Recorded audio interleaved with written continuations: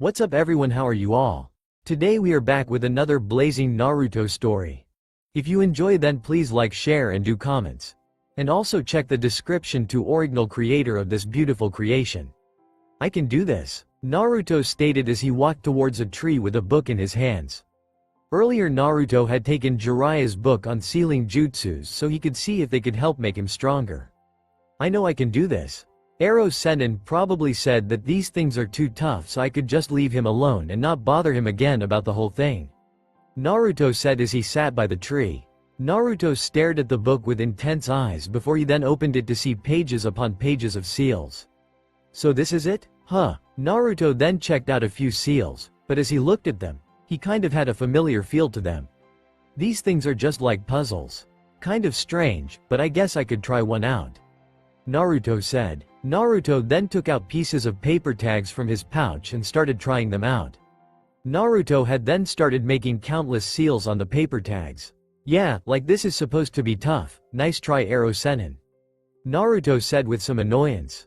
It looks tough. Naruto stopped making seals and looked up to see Fish Face and Sasuke's brother. I'm actually shocked that a Gaki like you can make such difficult looking seals that can put the Sannin to shame. Kisame said with a shark-like grin. Naruto quickly made his signature hand seal and then shouted, Kage Bushin no Jutsu. Suddenly 30 Narutos appeared out of nowhere and they all pounced at the two, but Kisame slashed away 6 of them and Itachi used Amaterasu to kill most of the others until only 3 were left. Naruto, with the help of the other 2, created a Rasengan's in both of his hands and charged at the 2. Naruto then jumped into the air and tried to slam his Rasengan's into the 2. But Kisame shot a volume of water from out of his mouth that took the shape of a shark and it then slammed straight into Naruto only for him to disappear in a cloud of smoke, meaning that he was really a shadow clone. Now where did that punk Gaki go? Kisame questioned as he looked around. Itachi then used his Sharingan to search the area until he caught a trace of Naruto's chakra. Keep up, Itachi said as he dashed towards where Naruto was with Kisame following. Naruto was panting thinking over the situation. He was alone, no Ero Sennin in sight and to top it all of 2's ranked criminals were chasing him. He knew that there was no way he could get out of this situation without getting lucky, but he didn't expect Lady Luck to save him this time. Naruto started thinking of something until he had an idea, but it was a very risky and dangerous idea and if it succeeded, then things won't end up well for him. Naruto quickly took out a paper tag and pen and was about to write in something, but he then had to jump away as Kisame swiped at him with Samahata. Naruto glared at the fish face and Itachi, but then he realized that he dropped his pen. Naruto looked forward to see that Kisame had then stomped on the pen, destroying it. Now Naruto didn't know what to do, but then he suddenly had an idea. Quickly creating 50 clones that charged at the 2, but Kisame quickly went through a series of hand seals to perform a jutsu. Sweden. Bakusu Shoha. Kisame called out as he spit out a great volume of water from his mouth that then became a giant wave that swallowed up the Narutos and crushed them all, making them vanish, but unfortunately for the 2, the real Naruto had already gotten away. Damn cowardly Gaki, Kisame said. Naruto quickly bit his thumb making it bleed and then he quickly used his blood to create a seal on the paper tag he had in his hand. He sensed Kisame and Itachi coming closer, so he hurried as quick as he could until he finished the seal on the paper. Once it was done, Naruto quickly unzipped his jacket and then left up his black shirt along with his mesh armor, then sent all of his chakra into the tag and slammed it on the seal that appeared on his stomach. Naruto sensed his chakra being leached from him and into the tag, but he also felt his chakra pathways change as well, but he knew it wasn't enough. So he concentrated hard as he started summoning the Kyuubi's chakra and sent all of it into the paper seal as he then felt all of his chakra vanish as his chakra pathways had then been shut down. I did, Naruto thought as he fell on his hands and knees. Suddenly Naruto's neck was grabbed by Kisame, as the shark man lifted him up and slammed him into the tree. Got you now Gaki, Kisame said with a shark-like grinning smirk, but suddenly Naruto started chuckling making him raise an eyebrow in confusion.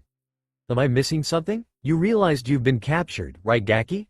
Kisame said. What? You're lying, Kisame retorted. Itachi then used his Mangekyo Sharingan to scan Naruto's body, only for his transformed eyes to widen with shock. He's not lying. Itachi said, making Kisame turn to him with surprise.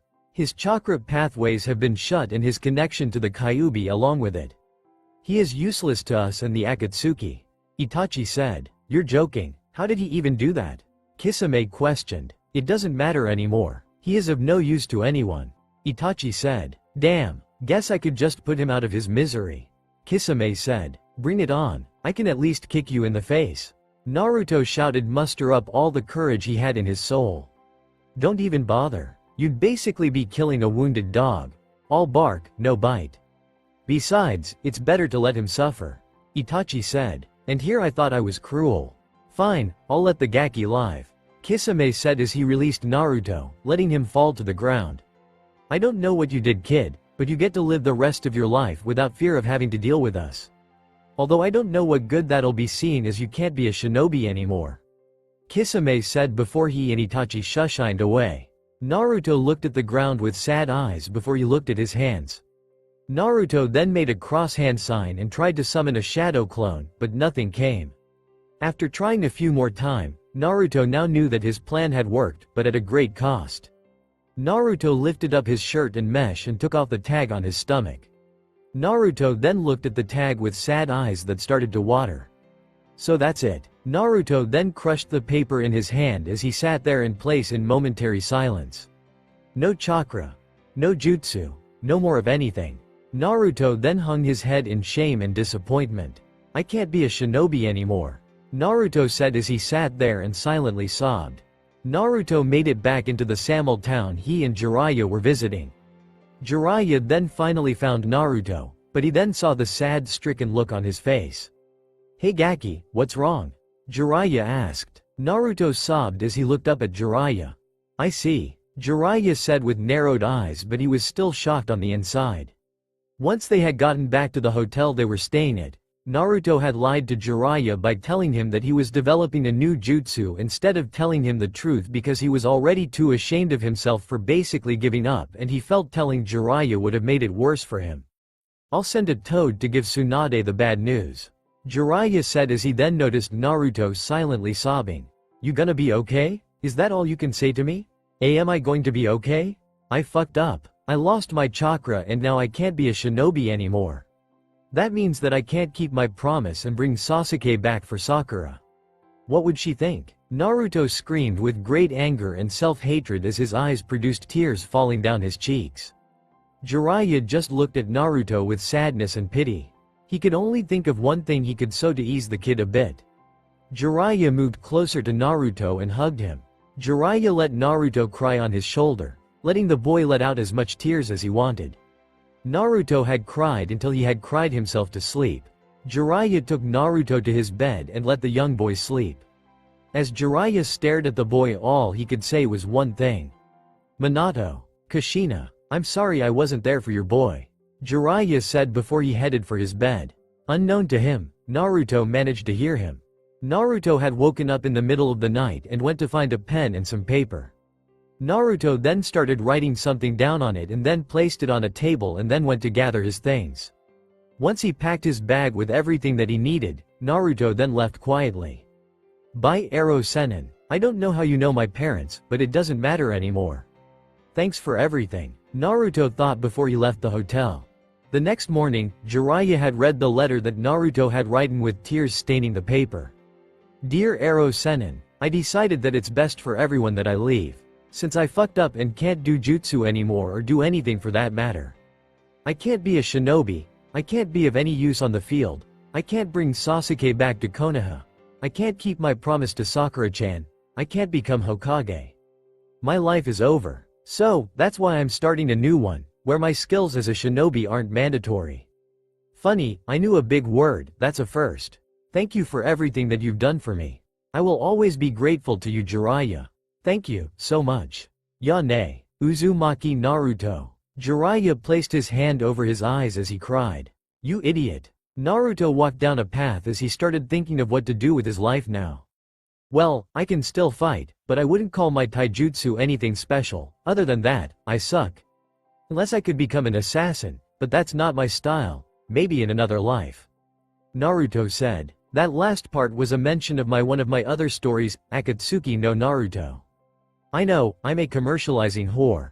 Maybe something will come up, Naruto said to himself. He then stopped as he saw a huge bridge in front of him. Wait a minute, this is... Naruto realized that he was standing in front of the bridge that Tazuna, the bridge builder, had built while he was protected by him and his team, his old team. After a moment of feeling melancholic, Naruto looked up to see a sign that said, "The Great Naruto Bridge," which made him blush at the fact that he had a bridge named after him before he then smiled. Glad to see I did something memorable as a shinobi, Naruto thought before he started to cross the bridge. Goddamn, how long is this bridge? Naruto wondered as he was halfway across the bridge, but it took him a couple of minutes to get there.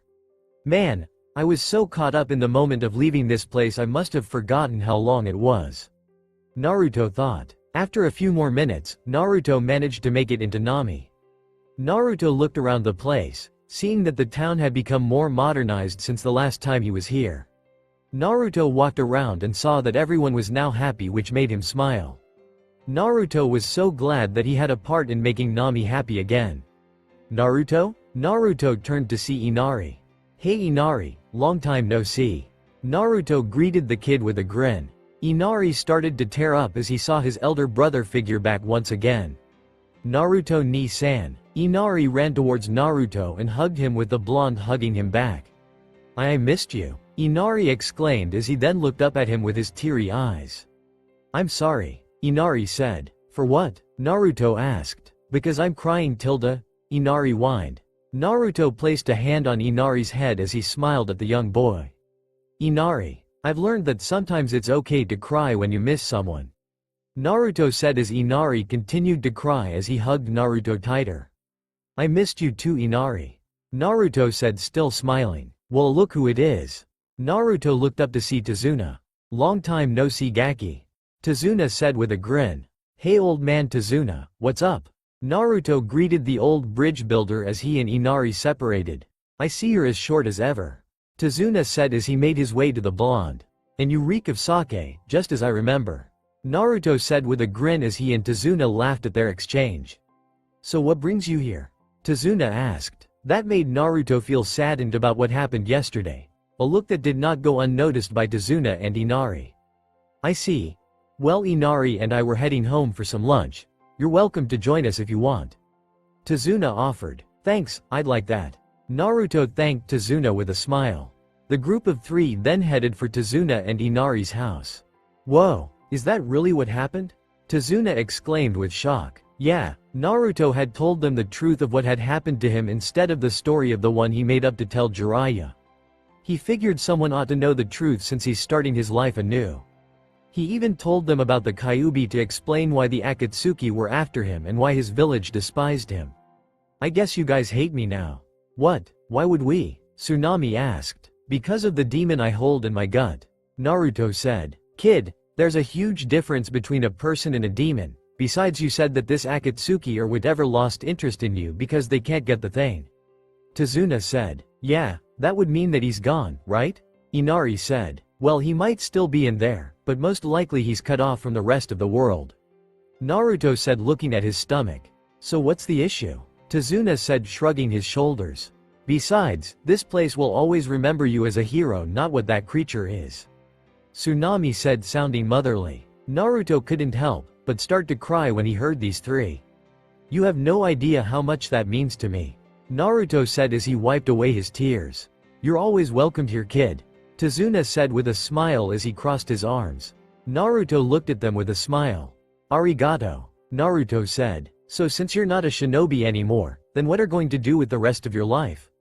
Inari asked. I don't know. I can't do much except pull pranks on people and outrun even the highest ranking shinobi back in Konoha, including the Hokage sometimes, Naruto said. Cool, Inari exclaimed with amazement, making Naruto blush from the praise since he's not used to it.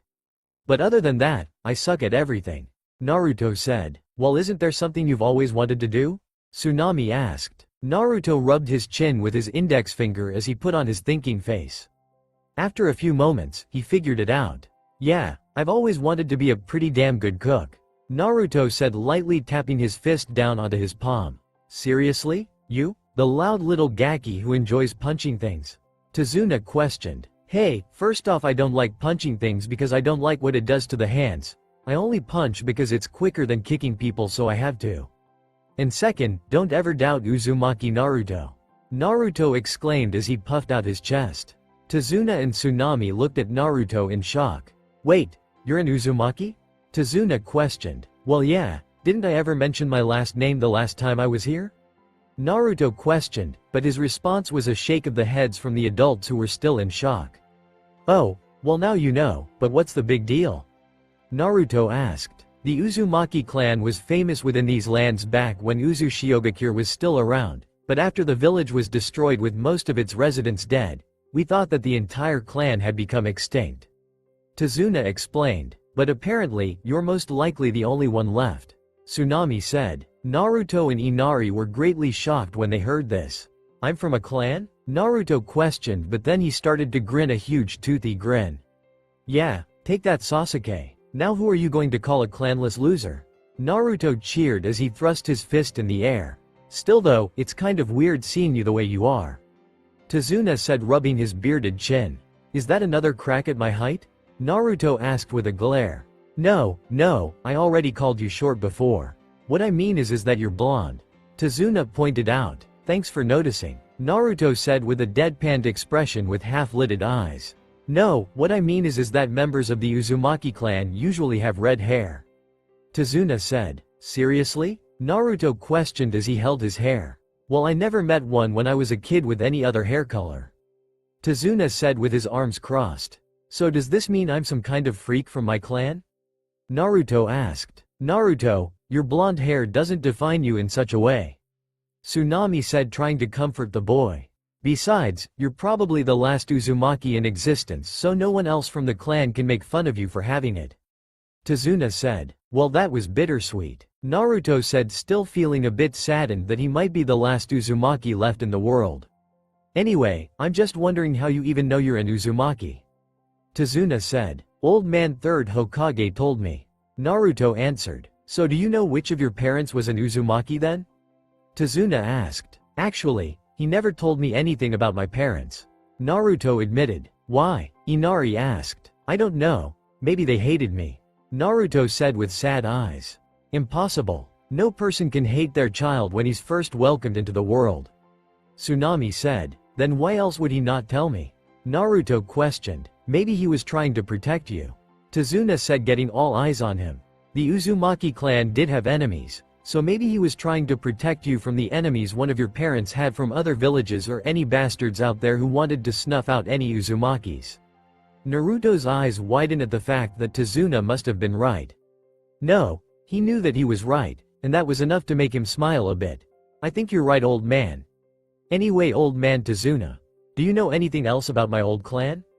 Naruto asked. Well, not much, but I do remember that Uzumakis were distant cousins to a clan called the Senju. Tazuna said, making Naruto's eye widen. So then that means that Tsunade Ba-chan and I are family. Naruto thought with shock. From them, Uzushio and Konoha became close allies. In fact, that red swirl on your back is the crest of the Uzumaki clan. Tazuna said, surprising Naruto.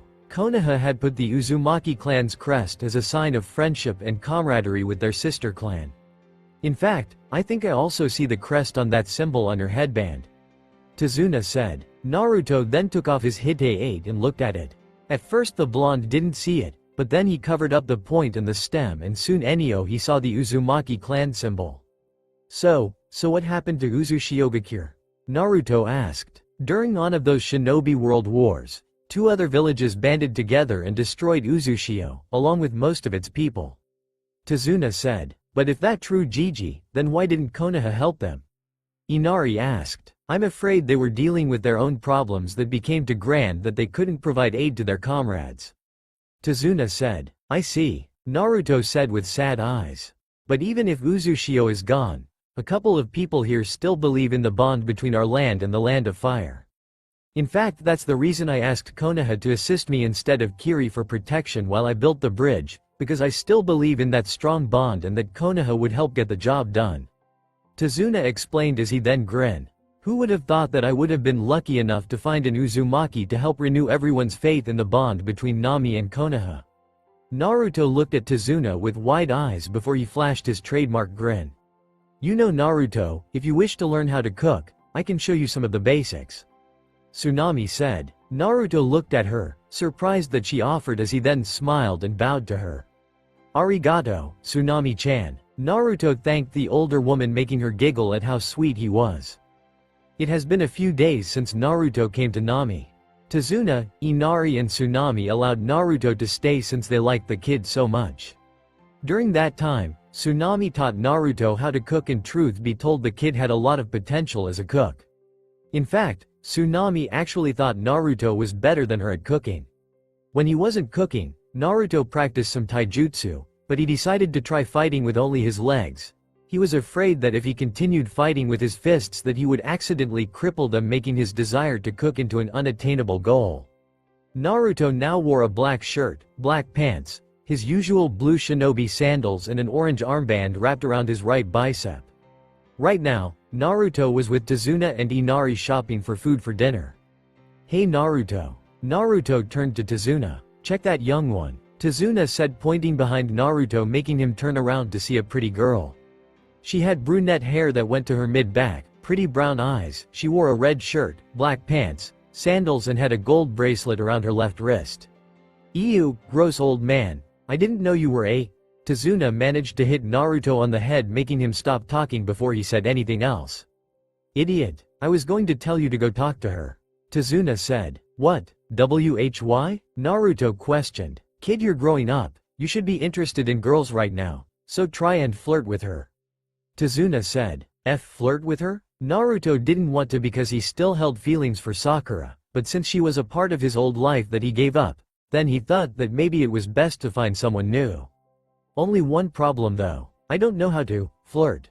Naruto said with a blush. Just compliment her and junk. Girls like it when you act all sweet and head over heels for them. Tazuna said. Is that how it works? Naruto questioned. Yeah, go give it a shot. Tazuna said, pushing Naruto towards the girl, but apparently he was pushed into the girl, making her fall to the ground. Oh, crap, what should I do now? Naruto thought, but then he decided to wing it. I apologize my lady, a fool like me should feel disgusted for not watching my step. Naruto said, trying to sound romantic as he got down on one knee and extended his hand to the girl. Allow me to help you pee to your dainty feet. Naruto offered. The girl took Naruto's hand as he then helped her up. Arigato. The girl thanked Naruto. I must say you are a gorgeous young woman. Naruto said with a bow. Oh, that's really sweet of you to say. The girl said with a blush as she held one of her cheeks. Sorry, but I have to go now. The girl said. I understand, but it was nice meet someone so angelic as you. Naruto said as he stood up straight with a sweet smile on his face. And it was nice to meet someone as sweet as you. The girl said with a bow before she turned and left. So long sweet Melorine Tilda. Naruto said romantically, making the girl blush red as she left, while others around looked at the blonde with confusion. Naruto turned and headed towards Tazuna and Inari, who looked at him in shock with their jaws slacked. Damn kid, I didn't know you had it in you. Tazuna said. Me either. Naruto said, still shocked at how well he flirted with the girl. Ni-san, what's a Melorine? Inari asked. An alternative to ice cream, your mom just told me about it. Naruto said. So you called that girl ice cream? Geez kid, that's a new one. Tazuna said. So how was it? Tazuna asked. Truth be told, I want to flirt with more girls. Naruto exclaimed with a huge grin, making Tazuna and Inari fall on their faces. I've created a monster, a perverted monster. Tazuna thought. In Konoha, Tsunade was drinking again as she mourned over her recent loss. It's been a day since Jiraiya came back, and when he had told her the bad news, she felt empty for a moment before she went ballistic and started wrecking the entire room. It took Jiraiya and Kakashi to stop her from causing any more destruction. Shizune started to cry immediately when she heard the news, but she felt the one who felt the most pain was Sakura. She knew Naruto for a long time, and when she heard that he had left without a trace, she broke down and started to silently sob. Even though she heard the news yesterday, she locked herself in her room and stayed there sobbing for the whole night, and still is mourning today. Everyone was affected by this. The villagers were happy, but more than a third felt great sadness.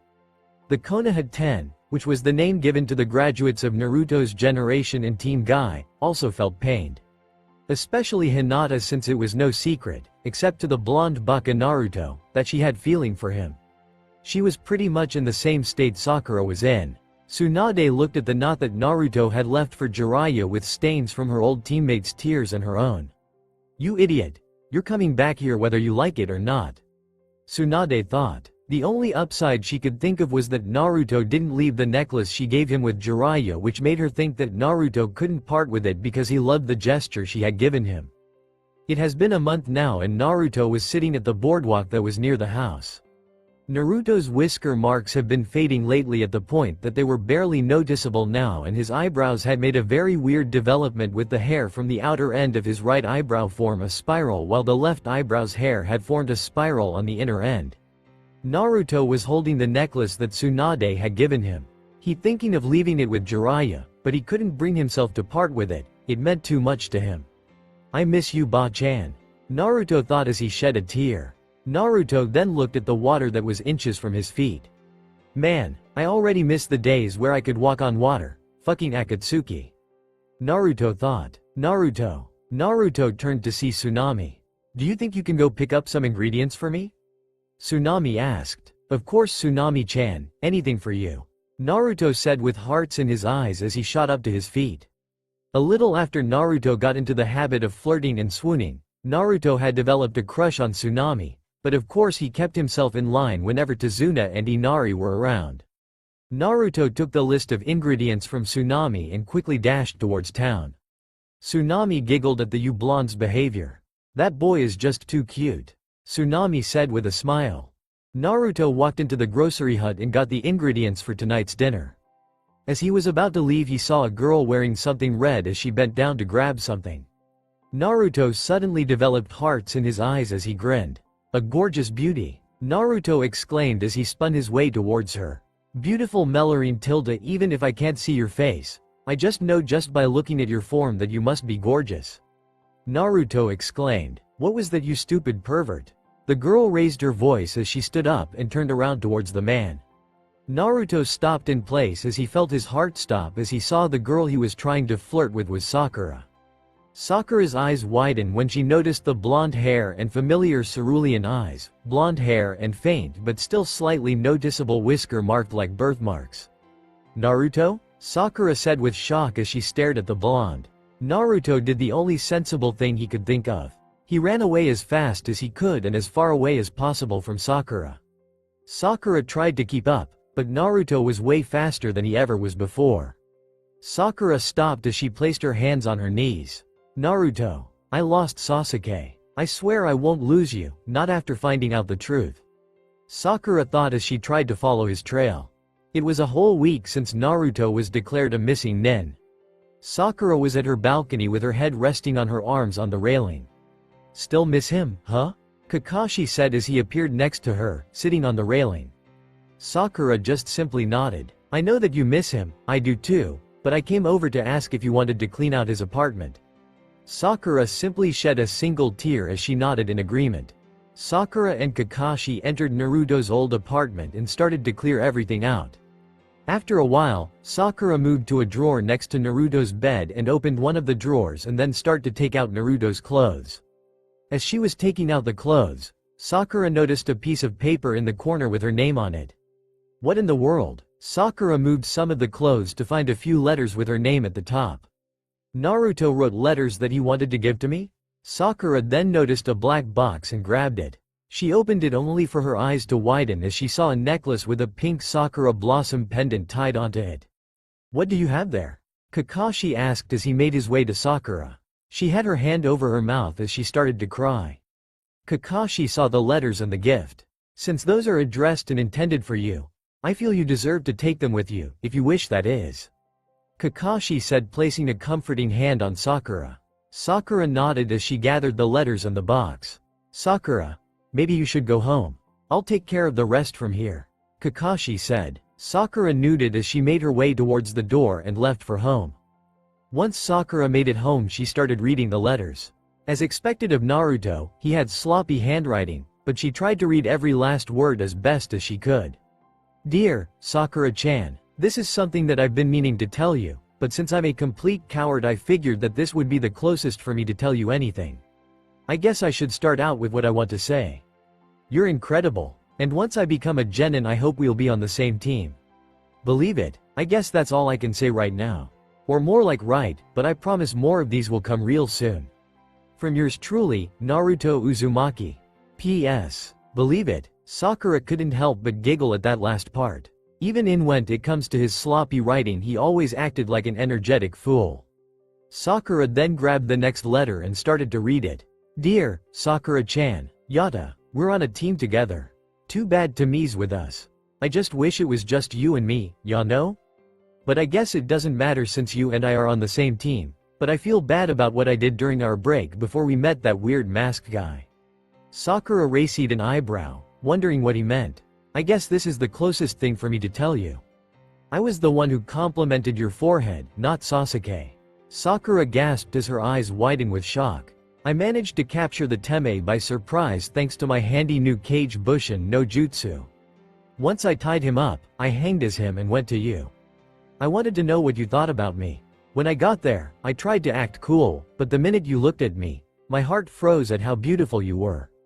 I couldn't but say the first thing that came to my mind, and that was that I thought your forehead was so wide and charming that I wanted to kiss it. Of course I acted like a total douche and told you I was kidding so Sasuke wouldn't look like the cool guy, but that doesn't mean that I didn't mean what I said about your beautiful forehead. And now I'm regretting telling you that as the Teme. A real man should tell someone how they feel as themselves, not as his dream girl's dream boy. I guess that doesn't make me any better than when the Teme rejects you. I'm sorry, Naruto. Sakura started to shed tears that stained the letter in her hand. You baka, Sakura said as she sobbed, but she couldn't blame him. In fact she understood why he did it. She would have just punched him and left for even being near her. Sakura then started reading more letters with each one making her cry and feel a newfound affection for the blonde hyperactive baka. After several letters, Sakura grabbed a special one that said, "Happy birthday," at the top of it. Happy birthday Sakura-chan, I remembered your birthday, see? I managed to save up enough money to get you a gift. After I bought it, I tried to give it to you, but you were busy and didn't want it to be bothered so I decided to hold on to it. Busy my ass, I just probably didn't want him bothering me. Kami, I was such a bitch. After a moment of self-anger, Sakura continued to reel the rest of the letter. But don't worry, I'll hold it safe for you, I promise, and you know about me and promises. From the one and only, Naruto Uzumaki. Sakura looked at the black box and opened it to look at the pendant once more. She took it in both of her hands and then held it tightly and she hugged it. After a few moments, and a few tears, Sakura started to read more of the letters until she had 2 left. Sakura then grabbed the older of the 2 and started to read it. Sakura. Something was up, she knew it because he didn't add the suffix at the end of her name. I realize it now, you'll never love me, only the Teme. When I saw the way how you hugged him and cried tears of joy and relief. I realized it, I can't win, and even when I know this I can't stop loving you. My heart still yearns for you. I feel that no matter what, I will always love you. Through everything we've been through my heart still and I feel always will belong to you and no one else. I know I'm sounding like a loser when I'm writing this, but I can't help myself. This is how I truly feel. When the Teme challenged me, I thought I'd show you who was better, but I was an idiot for thinking that. When Sasuke and I were about to finish it, my heart was filled with fear when I saw you run straight towards where our jutsus would clash. I was so grateful to Kakashi-sensei when he stopped us. I wouldn't have forgiven myself if you were hurt, or crippled or worse. I'm sorry I was a fool Sakura-chan. Naruto. Sakura started to shed more tears at this, but she stayed strong and grabbed the last one and finally started to read it. Sakura-chan. Sasuke left the village and I couldn't bring him back. I'm sorry I was useless. But I swear that I will get him back. I'm leaving the village with Ero Sennin, and when I come back I'm going to be stronger than ever. I'll be strong enough to bring Sasuke back and fulfill the promise I made to you. Your happiness means the world to me Sakura-chan. Even more than my own. I guess since you love Sasuke so much and that date you offered me was out of pity, I guess this would be a perfect time to tell you since you won't feel the same way about me. I love you Sakura-chan. And not any shinobi, heaven or hell or even Kami or Yami will make me feel otherwise for the rest of my days. I know you'll never feel the same way, but I just wanted you to know. I hope I get the courage to give these letters to you someday, but until then I'll just keep doing my thing and let you live your life. Goodbye for now, Sakura-chan. I can't wait to see you in the near future. Love, Naruto. P.S. If I could only ask for one thing from you, it's that you'd always smile. I love your smile. Sakura let the letter fall to the floor as she started to cry uncontrollably. You baka, Sakura said as she continued to cry. I'm going to bring you back. That's my promise to you. Sakura then lied down on her bed and cried as she held the necklace in her hands and held it close to her heart. Sakura continued to follow Naruto's trail as her necklace danced against the wind with her pink Sakura blossom pendant shined from the rays of the sun. Sakura turned around to see Kiba with Akamaru, Hinata and Shikamaru. I'm guessing you found him, huh? Shikamaru said. Yeah, I did, Sakura said with a nod. Akamaru and I caught his scent, follow us. Kiba exclaimed as he guided the group towards where Naruto ran off to. Where's Kakashi-sensei? Sakura asked. He said he went to go talk to some old faces from the past. Shikamaru said. Sakura nodded, fully understanding who her sensei meant. Naruto quickly made it to the front door of the house and quickly opened it only to see a familiar face sitting at the dining table with a cup of tea in his hands. Well, look who it is. Kakashi said, looking at Naruto. Oh crap, Naruto thought as he continued to stare at Kakashi. Oh Naruto, there you are. Did you get the ingredients? Tsunami asked as she made her way from the kitchen. Of course Tsunami-chan, I got them right here. Naruto said as he had hearts for eyes and made his way to Tsunami, who giggled at his behavior. After she got the ingredients, she went back to the kitchen, leaving Naruto with Kakashi. Naruto turned to Kakashi to see that his old sensei was looking at him with a wide, shocked eye. Not a word, Naruto said with a deadpanned look on his face. Naruto, do you think you can help me cook? Tsunami asked. Of course. Anything for you, Tsunami-chan. Naruto said back in his love mode with his huge grin and hearts for eyes, and he quickly made his way to the kitchen. All the while Kakashi had a look of shock at Naruto's new personality. Was that really Naruto, or did I just meet a new perverted blonde? Kakashi thought, still in shock. He's here, along with something that smells delicious. Kiba said as he led the others to a house near a huge body of water. Wait a minute, this is Tazuna's house. Oh, of course he'd stay here. Sakura said, feeling like an idiot for not coming here first. Well, time to say hi to the baka again. Shikamaru said as the four made their way towards the house. Hinata was feeling nervous, she hadn't seen Naruto in so long. She made a promise after he went missing that she'd tell him her feelings. She was hoping that she could gain the strength to do so. Naruto-kun, I missed you so much. I promised that I'd bring you back, and I intend to keep that promise. Hinata thought as her and the others stopped in front of the door. Shikamaru knocked on the door, and after a few moments Tsunami opened the door. Hello Tsunami-san. Sakura immediately greeted the woman with a bow. Oh Sakura, it's good to see you again, and I see that these three and the adorable puppy must be your new team. Welcome, Tsunami said with a smile as she gave a small bow. How do you know about us being on the same team? Kiba asked. Well, because Kakashi is here and he told me everything. Tsunami answered. Then does that mean that? Naruto. He is here, Sakura. In fact, he's been living with me and my family for a month now. Tsunami answered. Would you like to see him? Sakura started to tear up and she nodded in confirmation. Yes, please, Sakura said. Tsunami smiled as she welcomed them in. Once the four genin made it inside, they were welcomed with the sight of Kakashi and a delicious smell. Man, what's cooking? Kiba said as he and Akamaru smelled the delicious meal. Fish with fried rice and a nice soup. The four turned to the kitchen to see a familiar blonde cooking the meal.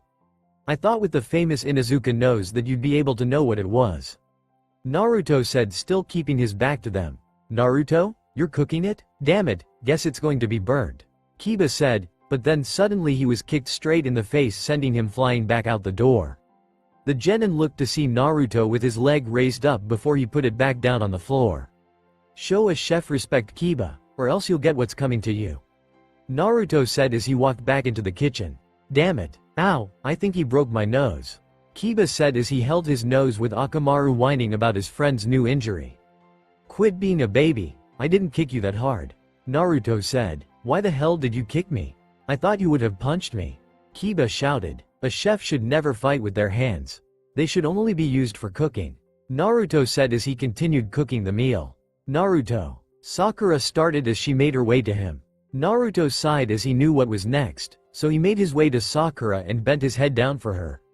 Go ahead, Naruto said as Sakura then punched him in the back of the skull. You baka, Sakura shouted. Naruto groaned as he rubbed the sore spot on his head before he stood up. Better? Naruto asked, but then suddenly Sakura hugged him, shocking everyone except for Tsunami, who was confused as to why everyone's eyes were so wide. You baka, don't ever run away again, Sakura said. Naruto didn't know what to do, but then he smelled the food. Oh crap, Naruto quickly separated from Sakura and ran back to the kitchen to make sure the food was fine. Oh thank Kami, it's still good, Naruto said as he continued to cook. Apparently Naruto has become a pretty good little chef, Kakashi said with an eye smile. A compliment from Kakashi Hitaki, now that's rare. Naruto mumbled. Ow, that hurts my feeling Naruto. Kakashi said with mock hurt. You only taught me to never abandon my comrade and how to walk on trees. Sorry if I don't got that much respect for you as a sensei. Naruto said. Now Kakashi felt hurt. A leader on the other hand, I respect you a whole hell load with that. Naruto said, making Kakashi feel a little better. Dinner will be ready in like 5 minutes, so either sit down and wait or go take a smoke outside. Naruto said. None of us smoke, Shikamaru said. It's a troublesome habit. Everyone sat down at the table while they waited for Naruto to be done with cooking the meal. There, Naruto said as he took the first few plates to Kiba, Shikamaru and Kakashi. The men looked at the meal and were shocked to see that Naruto had perfectly cooked poached fish with shrimp fried rice with some peppers mixed into it, and loaded potato soup.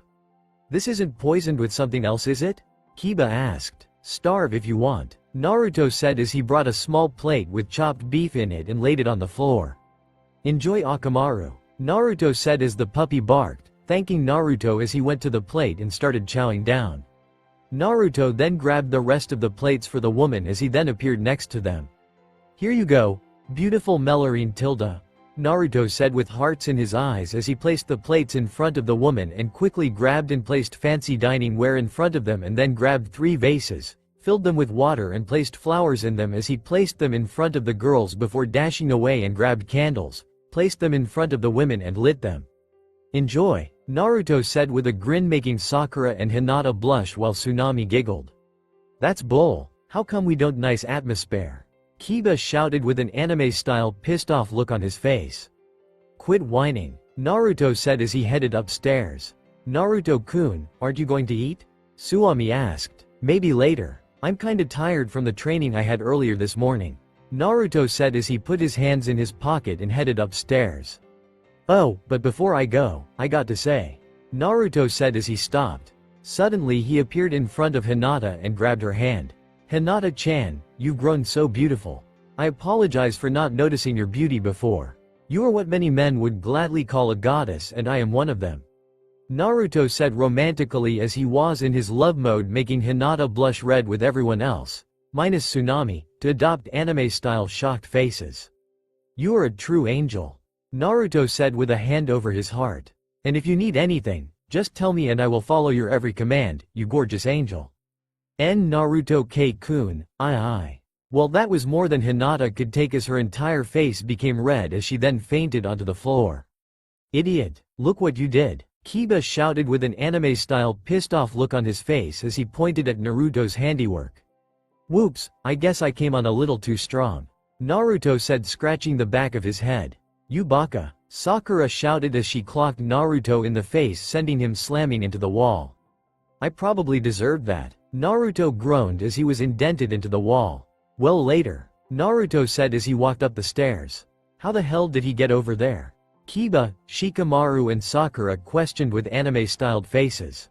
That doesn't really matter, Kakashi said, although I wonder the same thing myself. He thought. Let's just dig in, Kakashi said as he grabbed his utensils. What about Hinata? Kiba asked. Naruto-kun, I don't know what to say, Hinata said in her dream with a smile on her face. I'm sure she's fine, Kakashi said, waving it off. The Konoha nin then took a bite from the food, Kakashi quicker than the others so they wouldn't see the lower half of his face, only for their eyes to widen in shock. None of the Konoha nin moved for moments, with Kiba dropping a spoon as the only movement that had happened. "Oh, my, Kami. This is the best thing I've ever tasted," Kakashi said with wide eyes. While he, Shikamaru and Sakura, Kiba just started chowing down with tears going down his eyes. "I can't believe I'm saying this, but this is the best meal I ever had." "Damn you, Naruto," Kiba exclaimed as he continued to chow down. "Why are you even crying?"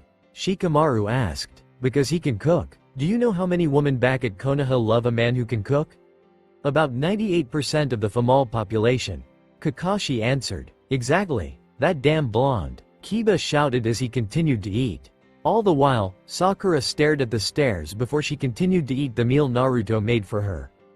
After dinner, Sakura made her way upstairs. What stunk was that she didn't know where Naruto was because since his chakra pathways were gone, that means she couldn't sense his chakras since he pretty much didn't have any, but she had a pretty good idea which room he's in. Sakura made it to the door of the room Naruto stayed back when they had their mission here. Sakura took a deep breath and knocked on the door, but there was no answer, so she knocked on it again, but still no answer. Sakura's heart started pounding as fear made its way to her heart. Worried if Naruto ran away again, she bashed her way through the door and into the room to see Naruto at the window staring at the sunset. "You could have just asked if you could have came in," Naruto said. "But then again, it was my fault for not answering after that first knock, so what can I help you with, Sakura-chan?" "I wanted to talk about the letters," Sakura said. Naruto's heart stopped when he heard that. What letters?" Naruto asked. "The ones that were in your drawer that were addressed to me," Sakura said, making Naruto gulp. "And you want to kick my ass now?" Naruto asked. "No, I want to know if what you wrote in there was true," Sakura said as she made her way to him. Naruto turned to her, surprised that she would ask that. "Yeah, every word," Naruto said as Sakura sat down next to him. "And the compliment about my forehead?" Sakura asked. Naruto gathered a great amount of courage as he stared into Sakura's eyes. "With all my heart," Naruto said. "Sakura, I know you'll never love me like you do Sasuke, but Naruto was suddenly silenced as Sakura pressed her lips against Naruto's. Naruto's eyes widened with utter shock.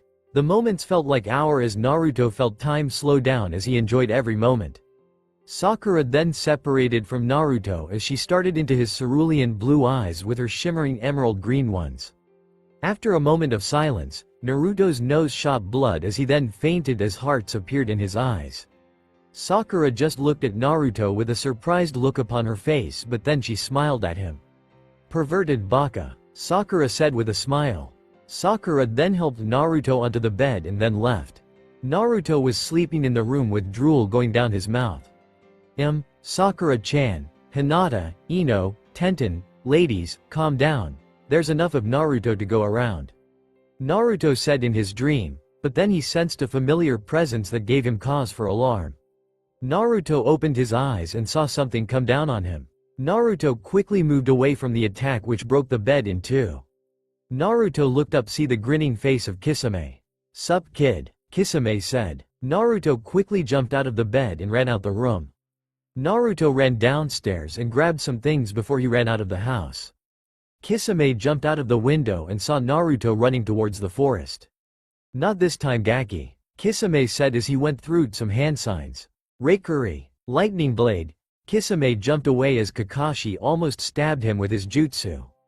"I didn't expect to face off against another swordsman of the hidden mist in the same place after so long," Kakashi said as he glared at Kisame. "Oh, that's right. You fought Zabuza here. Poor guy only wanted to get the pain known as the Mizukage's puppets out of his hair," Kisame said as he grinned at Kakashi. "And now you're here trying to harm my student," Kakashi said. "True, but I guess I could have some fun while Itachi deals with the Gaki," Kisame said with a dangerous grin. "Kakashi-sensei." Sakura shouted her sensei's name as her and the other genin showed up.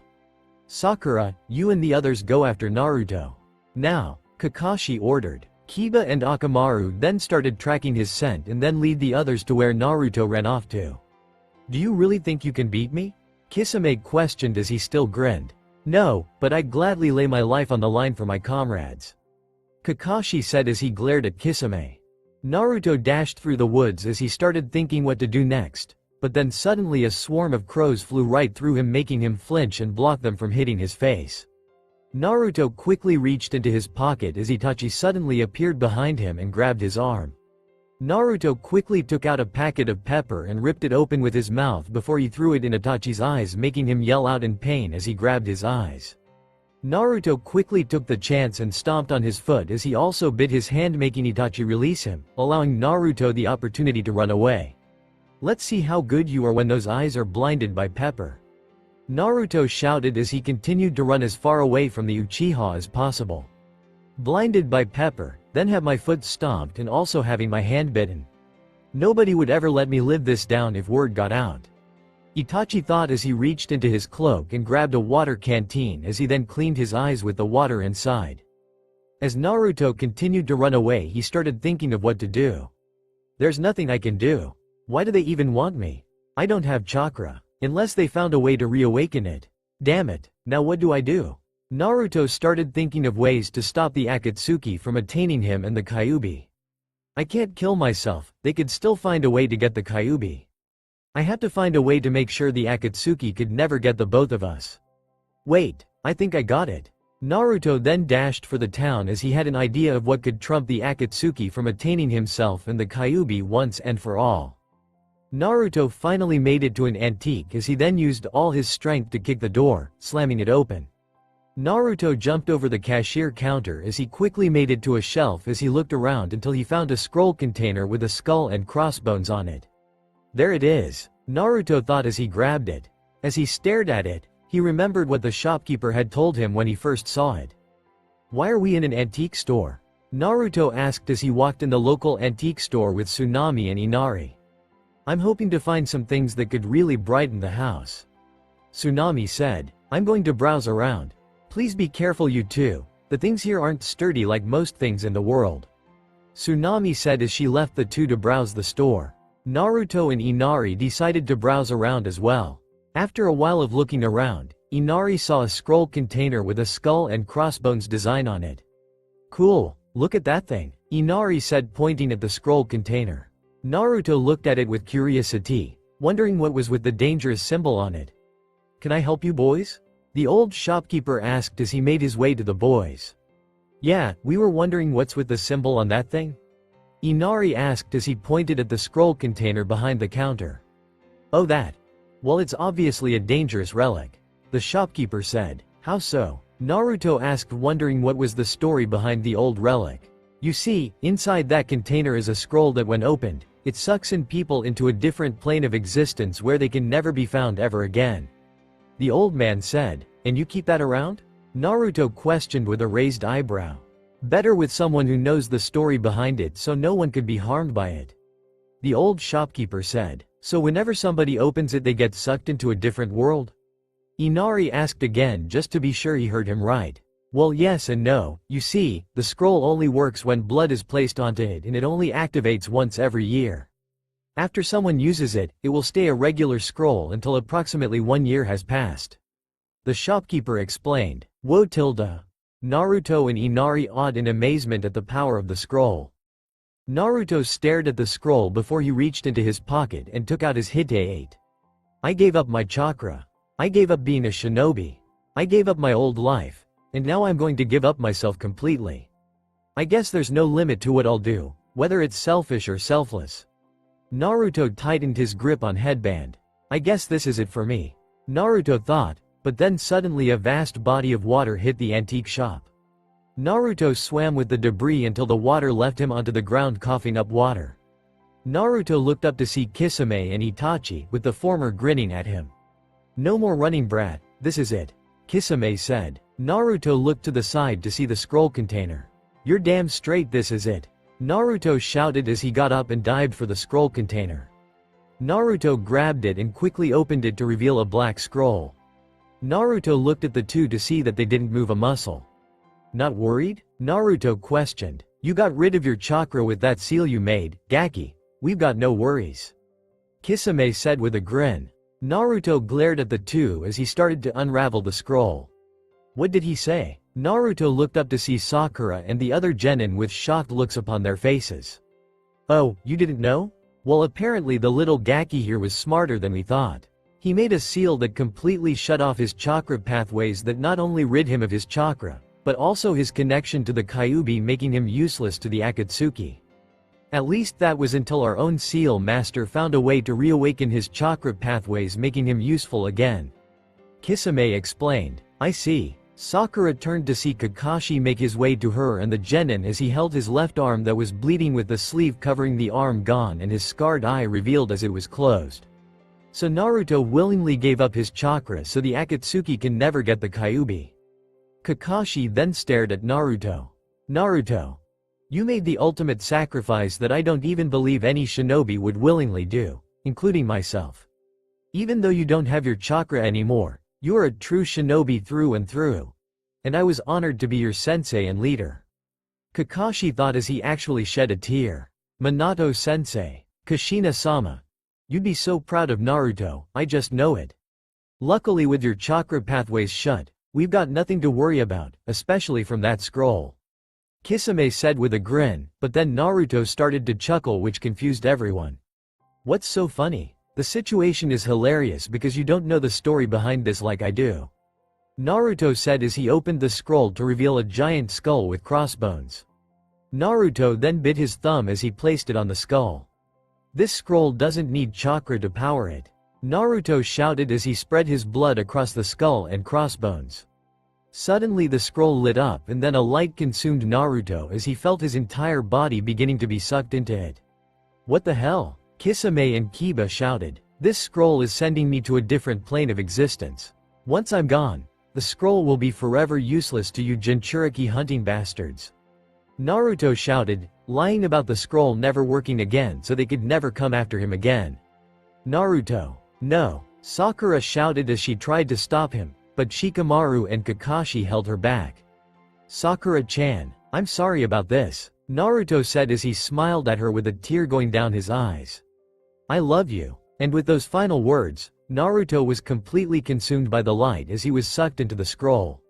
Once Naruto was sucked in, the skull then became white and blank with the blood vanishing as well. Itachi and Kisame made their way towards the scroll.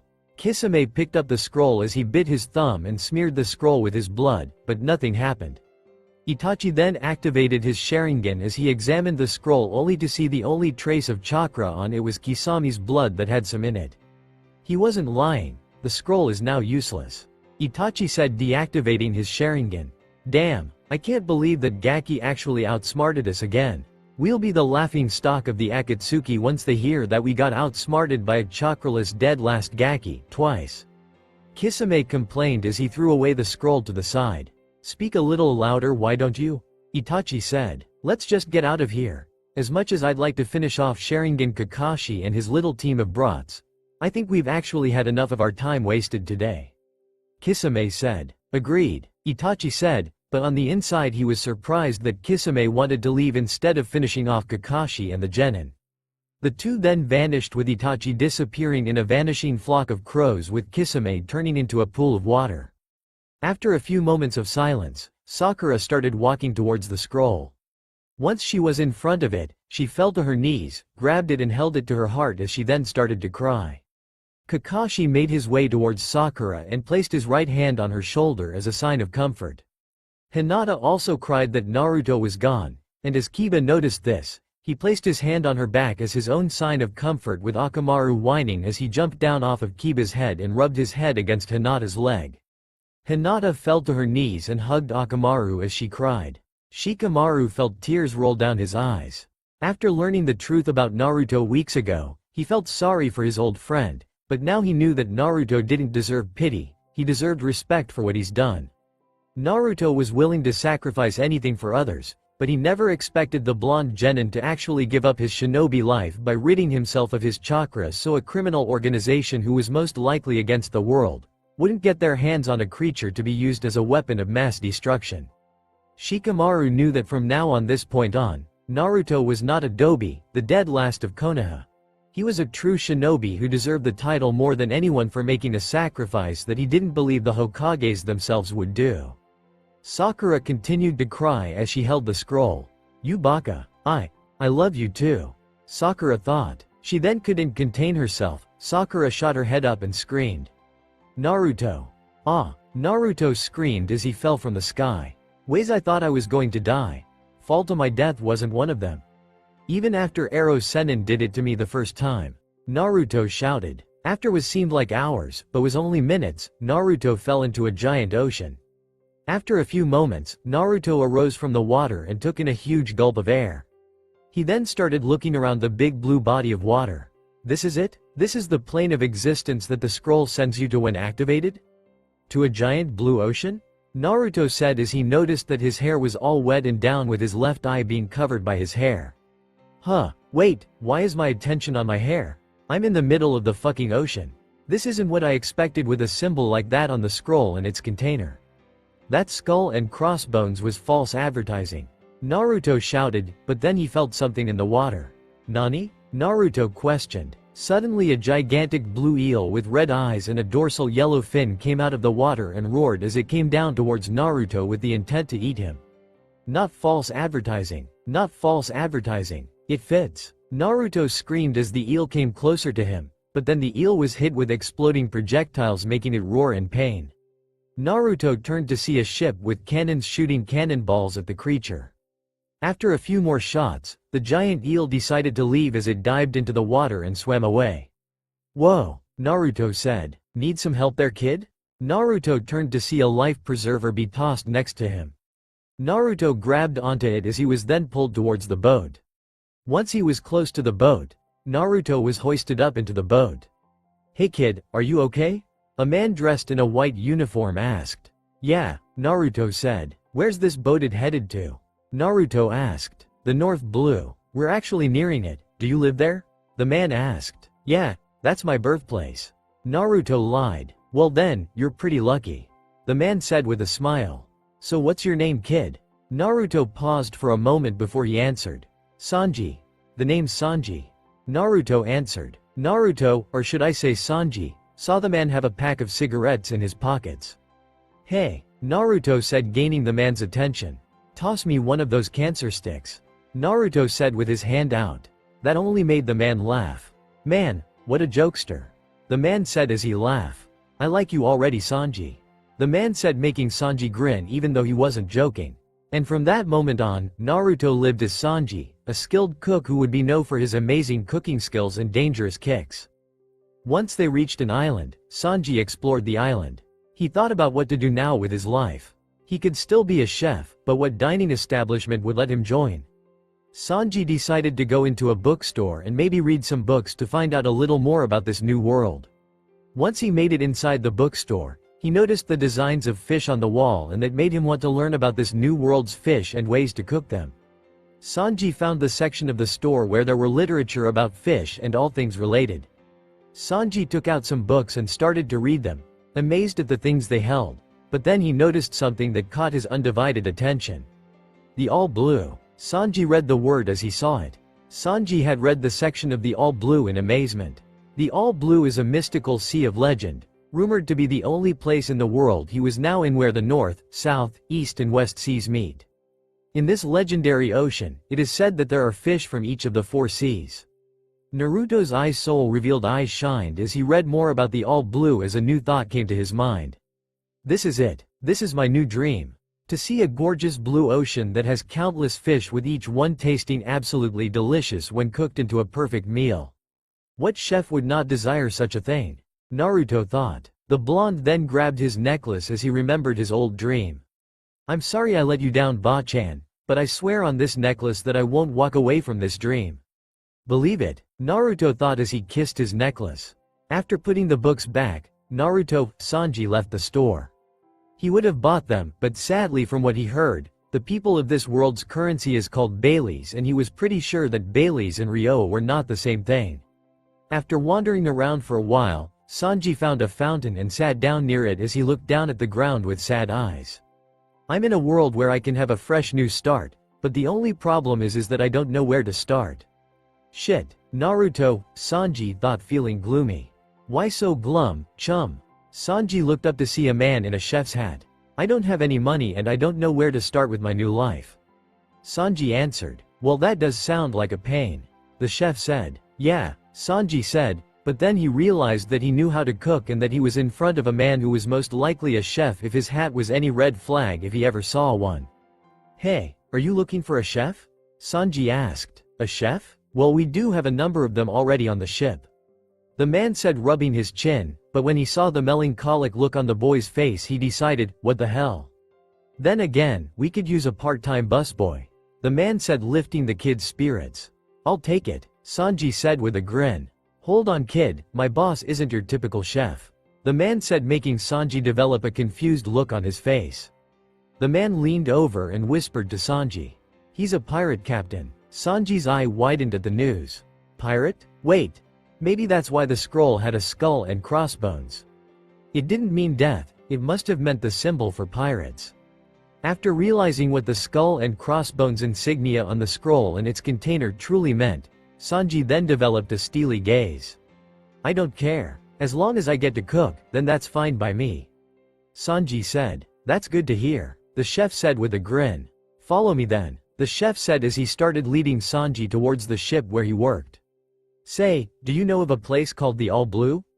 Sanji asked. The All Blue? Yeah, of course I do. Don't tell me you believe in it, the chef said. Sanji nodded in response. Yep, it's my dream to find it, Sanji exclaimed with a grin as he thrust his fist forward. Believe it? Oh boy, looks like we got another one like Captain. The chef thought with a sweat drop expression and smile. You guys know Sanji's past, right? If you do, then good. So you know what happens. If you don't, well then I don't know what to tell ya. Except write a little piece of Sanji's past right now.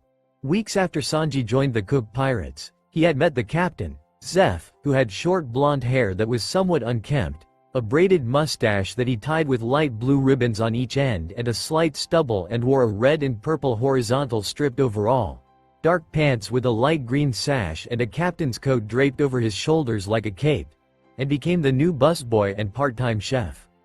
As he worked, he continued to dream about the All Blue and what lies in it, and during his time on the ship, his whisker marks had fully disappeared and he decided to keep the new hairstyle he had, keeping his hair brushed down with the left eye cover by some of it. He got into a discussion with other chefs on the ship saying that the All Blue was real, but they thought it didn't, but Sanji wouldn't hear it. No one expected him to be a shinobi in his old world back when he was known as Naruto, but he proved them wrong and he swore that he was going to show people that the All Blue really exists. Even though he had a good time on the ship, learned a few more things about cooking that increased his skill, tragedy struck as a huge storm struck with rapid tidal waves crashing into the boat, breaking it piece by piece. Naruto got unlucky as he was hit by a piece of debris and fell into the ocean, drowning, but fortunately the captain of the Cook Pirates, Zeph, came and saved him from drowning. After waking up on a giant rock, Sanji found himself stuck with Zeph. Zeph gave him his share of food, which was a decent size inside a bag, while Zeph's share was a HGE bag, which irritated Sanji. After days on the rock, Sanji finished his bag of food and he looked like hell. He looked like a dirty and skinny rag dog. Sanji then decided to steal some of Zeph's food, but as he went to the giant bag and cut it with a knife, he had discovered that the giant bag was filled with gold and no traces of food, which could only one thing. Zeph had given him all the food he was able to find. Sanji wondered why he would do such a thing, and then when he walked over to Zeph, he had learned that he had sacrificed his right foot, most likely to save his life. Naruto was confused. He asked why would he go so far for him, a kid who was a minor worker on his now destroyed ship back when it was still in one piece. Zeph had told him that it was because he shared the same dream as him, the All Blue. Members of his now old crew had said that it was a myth, but he knew it was true. He might not be able to see it anymore, but he knew Sanji would and he trusted him with that. Naruto then started to shed tears. Zeph had given up his life as a pirate to save and protect him. It was sort of like how he gave up his chakra pathways to protect those who would be harmed by the Akatsuki and their ambitions if they had gotten the Kyuubi. He felt like he now found a kindred spirit within Zeph and it actually felt kind of good about it. Sanji then figured that if this rock he was sitting on would be his grave, that someone from this world deserved to know his true origins, so he told Zeph his entire story. Another world, huh? Zeph said. Yeah, I know it's crazy. Sanji said. Actually, I think I heard of a scroll a lot like that one you mentioned. Zeph said, making Sanji look at him with shock. Except I heard that it was all white with a symbol of a ninja mask with the kanji for shinobi on the forehead of the mask. Seriously? Do you know where it is? Sanji asked. I think I heard somewhere that the Marines have it, most likely in Marine HQ. Zeph said. Oh, Sanji said. After living in this new world for almost a month, Sanji had learned that the men in white uniforms who saved him from the giant eel, that was known as a Aid King, were Marines. Even though Sanji asked about where the scroll was located, he didn't want to go back because of the fear of the Akatsuki capturing him. He just wanted to know where it could be in case for Kami knows what. Sanji decided to change the subject. So, just wondering, what do you plan on doing with that gold if we get out of here? Sanji asked. When we get out of here, I plan on using this junk to buy an ocean-going restaurant. Zeph said. A what? Sanji asked, not knowing what that is. A large ship that's also a restaurant. Zeph said. Cool. Sanji exclaimed with a grin, but as he saw that Zeph's face still remained neutral, he decided to cool it down. I mean, that sounds nice. Sanji said. You mean cool? Your enthusiasm before was what I expected from you, kid. Zeph said with his face still remaining the same. Sanji looked at Zeph with surprise before he smiled. Captain Zeph. Just Zeph for now, Gaki, I ain't a captain anymore. Zeph said. I was wondering if you wanted a little help when we finally get out of here. Sanji said. I don't need a Gaki's help. Zeph said, making Sanji feel gloomy. I need a man's help. Are you a man? Zeph said, looking at Sanji. Sanji looked at Zeph with wide eyes before he adopted a determined look as he stood up. You bet, old man. Sanji shouted with determination, making Zeph chuckle with a smile. Just my luck, I get stuck with a hyperactive knucklehead chef. Zeph said with a smile. You're damn straight you do. Believe it, Sanji shouted with a huge grin as he thrust his fist forward, making Zeph chuckle again. Lucky for the two, a ship had found them, and with the gold they had, the two started to reach their new goal of gaining an ocean-going restaurant that Zeph wants to call Barati. Sanji had a new purpose in life, but as we all know, life is an unpredictable mistress that always throws something new at you that can change your entire life. Out on the seas of a place called East Blue, a large ship that was also a restaurant was floating on the waters. It was oval-shaped, with normal masts, but has a fish as a front piece, head.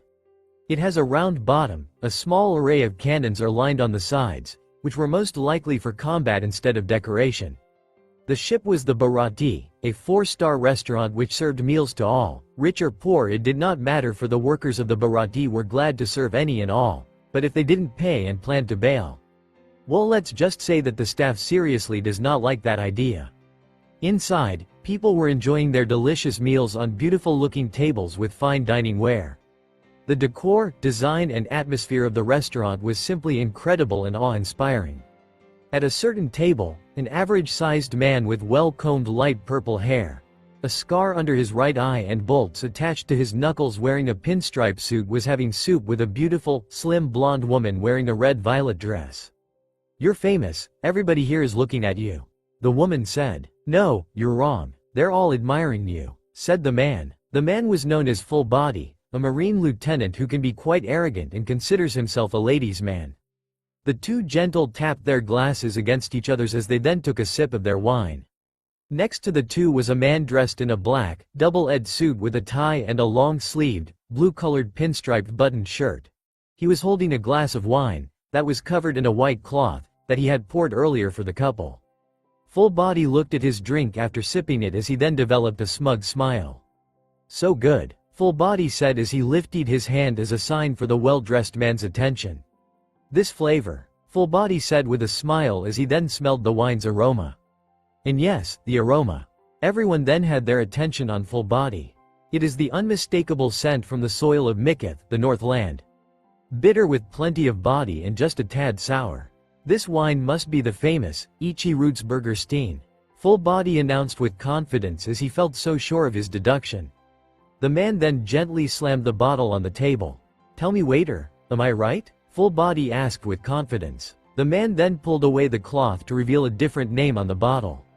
The man said as he tightly grabbed Full Body's wrist. Not even close, sir. The man said shocking Full Body, who started to sweat. The man then put a spoon in Full Body's hand and closed his fingers around the spoon so he could hold it tightly so he could enjoy the soup that was in front of him. Eat up. This dish is best when hot. The well-dressed waiter said as he turned and left the still shocked Full Body and his date, who looked at him. As he walked away, the waiter then stopped halfway and slightly turned his head towards Full Body. "And sir, my name's Sanji, I'm the sous chef," Sanji said before he looked starry-eyed ahead and continued to walk away. "All the waiters ran off as of yesterday," Sanji said as he headed straight back towards the kitchen. Full Body's date giggled as she then took a sip of the wine, but everyone else giggled and chuckled at Full Body's false assumption. Full Body dipped the spoon into his soup as he glared at it while he heard the other people poke fun at him with their forms of laughter. "We really shouldn't laugh," a random man said. "I can't help it," he looked too confident. A random woman said. Their words made Full Body's glare become even more intense. "Do you know a lot about wine?" Full Body's date rhetorically asked. "Oh yes, I thought, but it seems my sense of taste isn't working today," Full Body said with a forced smile, but it fell as his date giggled at him. "What's going on? I'm certain I requested that the owner serve that particular wine when I made this reservation," Full Body thought as his eyesight turned to see Sanji walking upstairs into the kitchen, leaving the dining floor. Once Sanji made it to the kitchen, he went towards the bathroom to wash his hands from touching that smug jerk's hands. "So you sent him the wrong wine." Sanji turned his head so his soul-revealing eye could see the head chef and owner of the Bharati, Chef Zeph, looking at him. Zeph now wears chef's uniform with blue ascot with a purple and orange horizontal shirt hidden behind it, white apron and an extra long chef's hat. He let his mustache grow longer and grew a beard. He also had a peg leg to replace the foot he lost all those years ago. "Sorry for disobeying orders, old man, but I don't like it when smug people who like to feel superior to others get their way," Sanji said. "Is this coming from Sanji or Naruto?" Zeph asked. Sanji smirked at his question. "Both," Sanji, Naruto said as he then entered the bathroom and started washing his hands. Once he was done, he looked at his reflection in the mirror. To this day Sanji was still shocked at his transformation from an orange-clad little dead last Gaki who was a real baka into a tall, long-legged, well-dressed sous chef with some fuzz at his chin who some girls admitted was very handsome. "Damn, I can't believe how much I've changed in less than 6 years. Ba-chan, Aro Senin, Kakashi-sensei, Sakura-chan, if you guys could see me now," Sanji thought with a sad smile as he fixed his tie. "I'll admit, I surprisingly do like the classy look," Sanji said with a grin. "Well, better head out. The life of a sous chef isn't easy," Sanji said as he left the bathroom, but he had the strangest feeling that today was going to be something else. Something else was right. How did I get here? Sanji questioned within his head as he looked up into the bright, blue sky. First, that idiot from earlier who wanted that Burgerstein wine causes a ruckus that lead to Sanji beating the hell out of him. A cannonball comes crashing through the roof. An idiot with a straw hat who was responsible for the hole in the roof made a deal to be the chore boy for the ship to pay off the damages. Apparently he was a pirate captain. And a really dumb one at that, of a crew that had a swordsman whose personality and snide remarks pissed him off. A big talking coward whose weapon of choice was a slingshot, and a gorgeous young woman who made Sanji's heart pound with love. Like every other attractive woman in the world dissed to him. A starving pirate he pitied and fed a meal to without anyone else knowing had told his boss about Bharati, leading to the pirate's boss, Don Krieg, to try and take over the Bharati with his armored-up crew, leading to an all-out brawl. Choreboy beats the hell out of him, saving Bharati. Oh, and he also forgot. The Baka captain asked him to be a part of his pirate crew. At first Sanji declined because he knew the life of a pirate was one of a criminal. Sure, it sounded exciting and the Straw Hat captain and his crew didn't seem that bad, but he was once a shinobi who protected people and stopped criminals, so it was kind of a difficult thing to think over with his conscience. Oh, and let's not forget that pirates and ninjas are mortal enemies, so that just made the decision even more of a pain to think over. But in the end, Sanji decided, what the hell, and decided to join the Straw Hats pirate crew. During the invasion, Sanji shouted that he would give his life for everything Zeph had done for him, but the Straw Hat captain scolded him and told him that the old man went so far for him so he could do something with his life. When the Seapatin said those words and with the look he gave him, Sanji's soul eye widened as he saw an image of his old self, Naruto Uzumaki, whipping the Straw Hat Pirate. When he saw that and listened to the Straw Hat's words, he felt like he wanted to follow the young man to the ends of the earth. After Straw Hat defeated Don Krieg, Sanji had made his decision and told the Straw Hat Pirate that he'd join his pirate crew and be their new chef. When he saw the Straw Hat Baka Pirate celebrate like a little kid, he couldn't help but smile as he saw a young version of himself.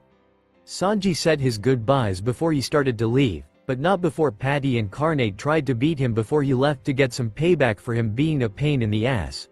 But Sanji was taught how to fight with his legs thanks to Zeph's mentoring, as he then used his deadly and powerful Kuroashi no Vaza, black leg technique, and beat the hell out of them. Right before he left, Zeph told Sanji good luck on his trip, which was the final straw, as Sanji bowed to him with respect and thanks as he thanked the old geezer and that he would miss him with tears running down his eyes. Suddenly Zeph started to cry, along with Patty and Carnate, who both shouted that they'd miss him, which then led to the rest of the staff crying for Sanji's departure. Sanji was shocked. Never would he ever have thought he'd ever hear people that he once believed thought of him as an annoyance to actually cry that he would be leaving and say that they would miss him. Sanji cried tears of sadness and joy at this. He now knew that this world was his home now and he was proud of it. Now he was riding his personal boat towards wherever the other 3 crewmates had left to, since the female took their ship and the captain told the swordsman and coward to go after her to make sure that she was safe, while he stayed and helped him defend Baratie, with his new captain named Monkey D. Luffy and a friend of the swordsman's, Yosaku. While the two talked, Sanji reached into his pocket and took out his necklace that was given to him by his grandma. First a shinobi, then a chef, now a pirate. I don't know what you'd think, but I hope that you'd still be proud of me for what I've achieved and accomplished so far, Ba-chan. Sanji softly said as he stared at the necklace. What was that, Sanji? Luffy asked as he and Yosaku looked at him. Nothing, just talking to myself, Sanji said with a smile as he put away his necklace. That's weird, Luffy said. I don't want to hear that coming from you, rubber man, Sanji yelled, making Luffy and Yosaku laugh. Sanji sighed as he sat back and looked up at the sky with a thought in his head. Kami only knows where my life will take me now. Years have passed since the day Sanji had departed from Baratie and he loved it.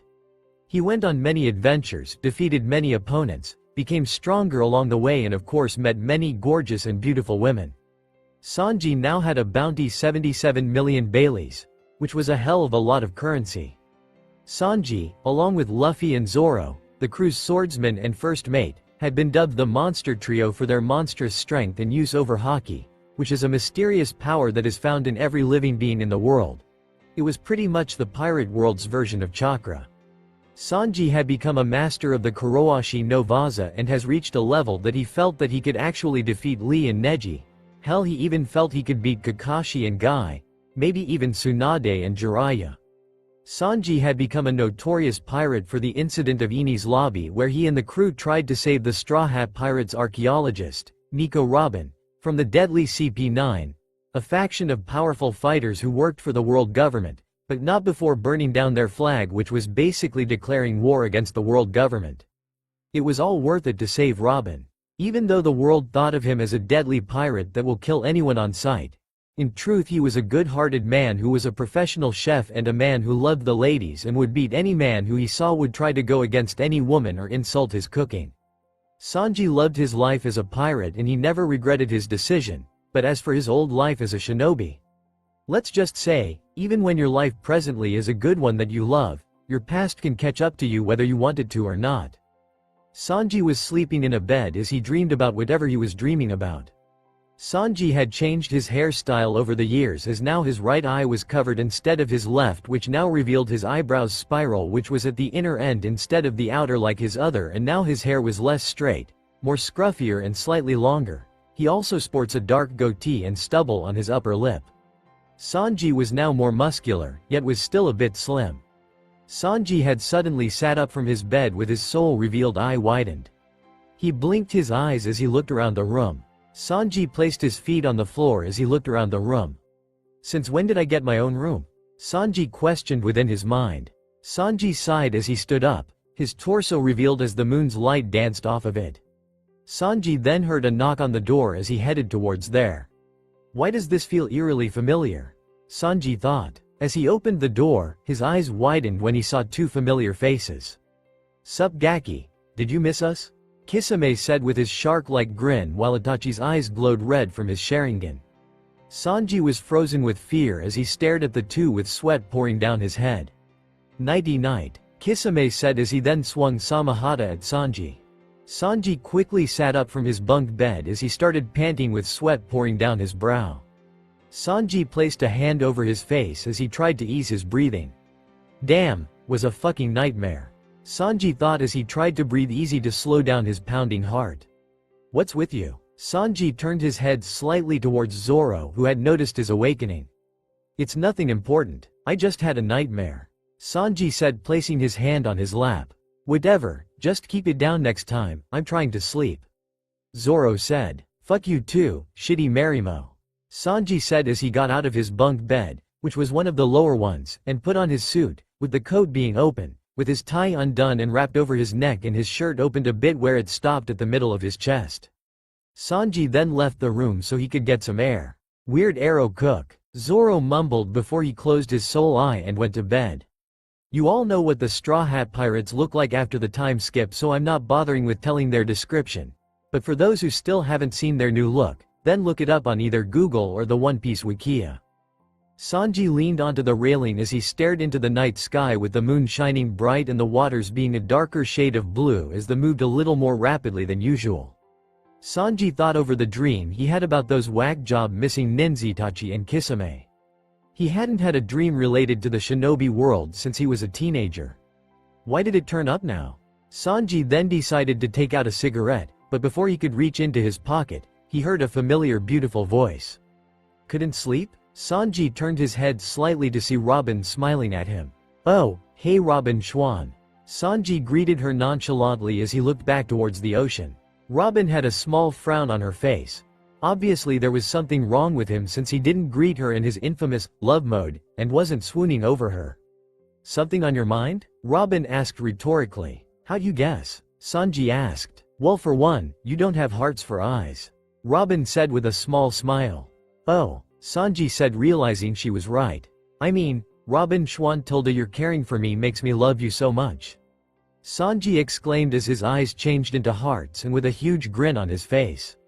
Robin looked at him for a moment before she replied. Sanji, what happened? Robin asked. Sanji just sighed as he exited his love mode. I just had a nightmare. Sanji said as he leaned onto the railing again and looking into the dark blue ocean. A really scary one, Sanji said as he stared into the night. Really? Robin said as she walked up next to him. Do you wish to talk about it? Nah, it's kind of a personal thing. It's about my past, Sanji said as Robin stared at him. Suddenly Sanji started to remember his past back when he was Uzumaki Naruto. A past filled with fear, and as a child I was a symbol for my villagers' hatred. Treated like a disease, feeling lonely all the time. Parents telling their kids to stay away from me. Kids my age making fun of me. Me being hunted down and beaten. Hunted by a bastardized organization that wanted something I held that was considered dark and powerful. Just a child who was given a burden to bear that he never wanted to have to begin with. Sanji said as he got lost in thought. Sanji then suddenly noticed that Robin was looking at him with shock. It's nothing, I'm just babbling about some stupid stuff. Anyway, what are you doing here? Sanji asked, changing the subject. Robin continued to look at him with shock for a moment before she managed to shake herself out of her shock and smile at him. I was just having some late night reading, Robin said with her usual smile and closed eyes.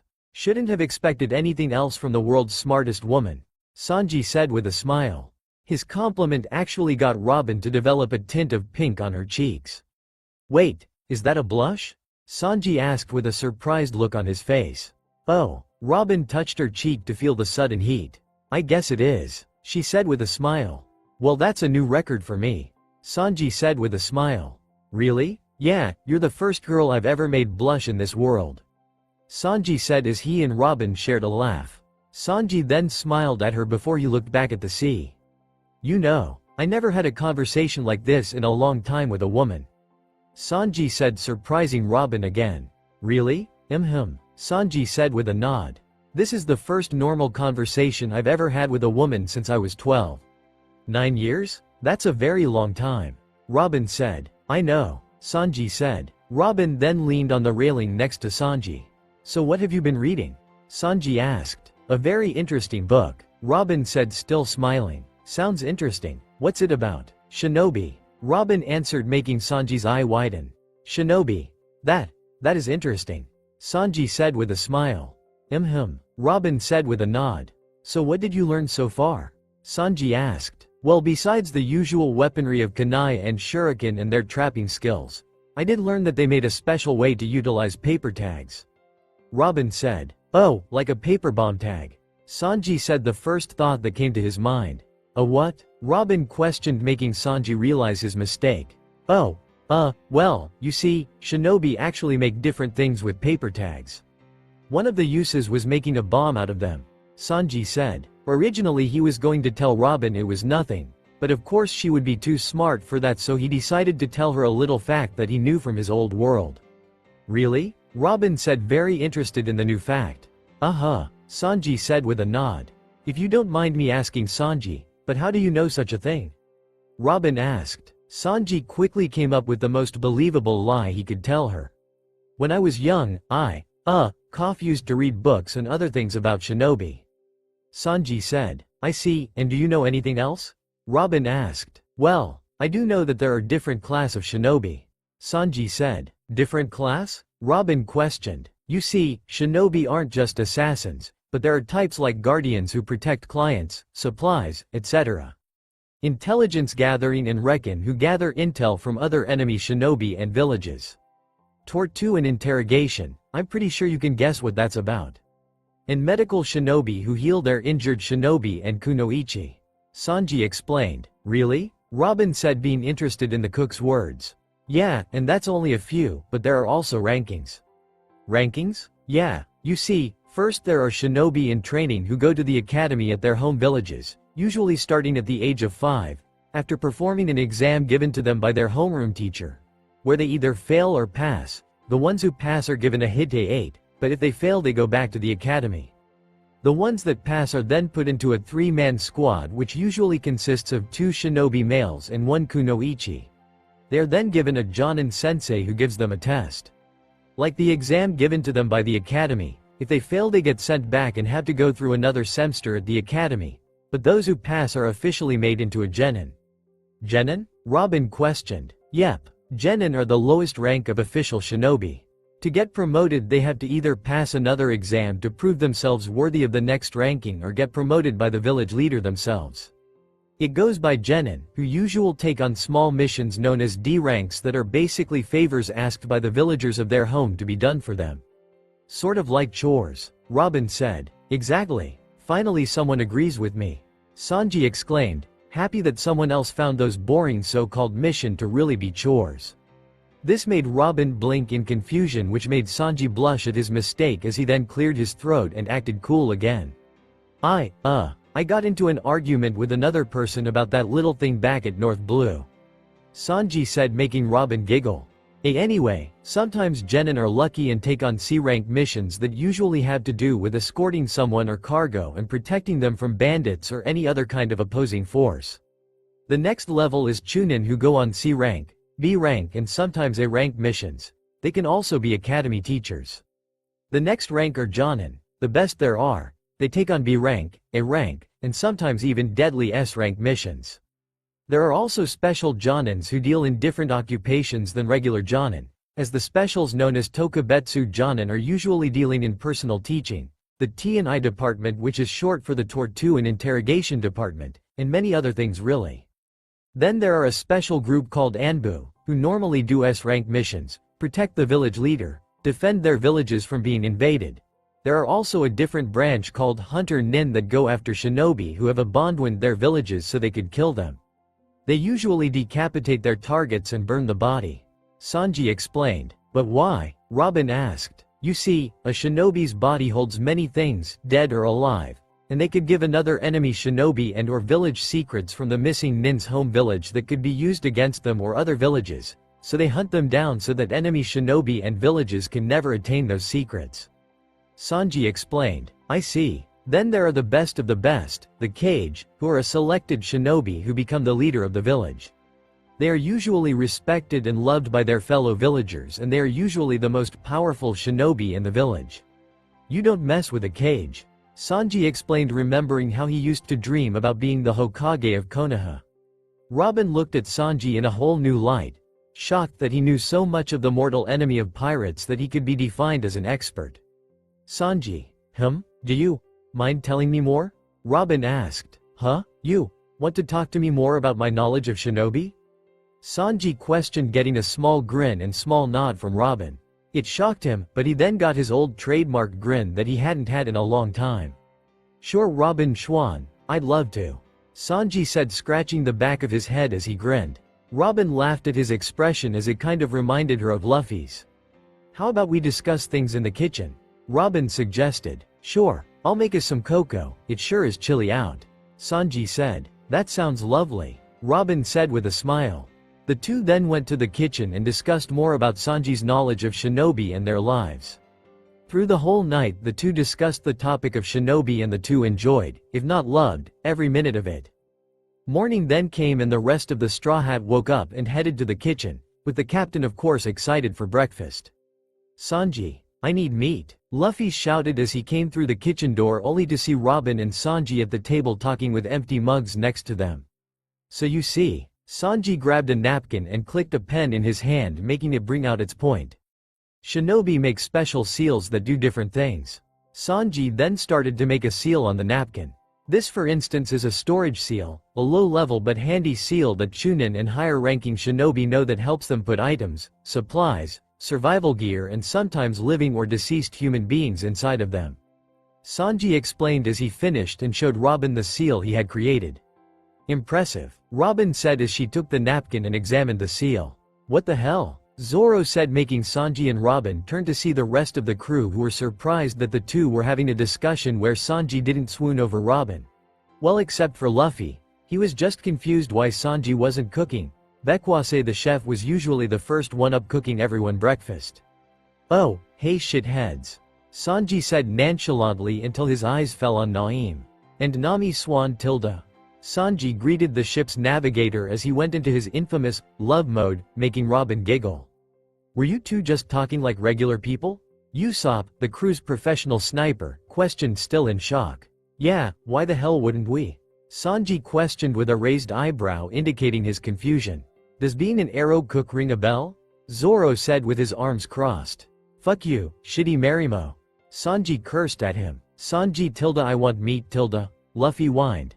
Fine, I'll start cooking, Sanji said as he grabbed his and Robin's empty mugs and placed them in the sink to be washed before he fetched the ingredients. So what were you two talking about? Nami asked as she and the rest of the crew sat down at the dining table. We were actually having an intelligent discussion about shinobi, Robin said with a smile. Ninjas, cool. Luffy and Chopper, the crew's doctor who was also a humanoid reindeer who was small and adorable, exclaimed with their eyes twinkling like stars. Sanji actually knows a great amount of knowledge about shinobi. We actually have been talking all night, Robin said with a smile. And he didn't go all love mode on you? Nami asked, getting a nod from Robin in confirmation. Wow, I'm shocked. So what's this then? Frankie, the crew's shipwright who was a giant mechanized cyborg, asked as he grabbed the napkin that had a seal drawn on it. Oh, that's a storage seal, Robin answered. A what? Usopp asked. It's a special seal that shinobi use to place items and much more inside it, Robin clarified. How can it do that? Brook, the crew's musician who was also a living skeleton with an afro, asked. Hockey, duh, Usopp said. Actually Sanji told me that shinobi use a different type of energy called chakra, Robin said. Chakra? Nami questioned. It's the molding of the physical energy present in every cell of the body and spiritual energy gained from the mind. Shinobi use it to perform techniques. Basically it's their version of hockey, Sanji explained as he cooked the meat for Luffy while he kept an eye on the real breakfast like the flapjacks, toast, eggs, etc. How the hell do you know so much? Zoro asked. I read a lot of books on this stuff back home, Sanji answered. He didn't really lie. He did start reading more books on the shinobi arts thanks to Jiraiya back in his home world. Wow, So you're like an expert of ninjas, Sanji? Chopper asked with amazement. Yes, he is. Robin answered for him. Oh, Robin Schwan, it means so much that you'd think of me so highly, Tilda, Sanji said in his love mode, but then he immediately went back to the task at hand, which was cooking breakfast. Whoa, Luffy, Usopp and Chopped exclaimed with starry eyes. Sanji, what else do you know?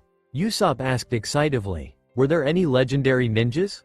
Chopper asked, bursting with excitement. What awesome techniques can ninjas do? Luffy asked with excitement as well.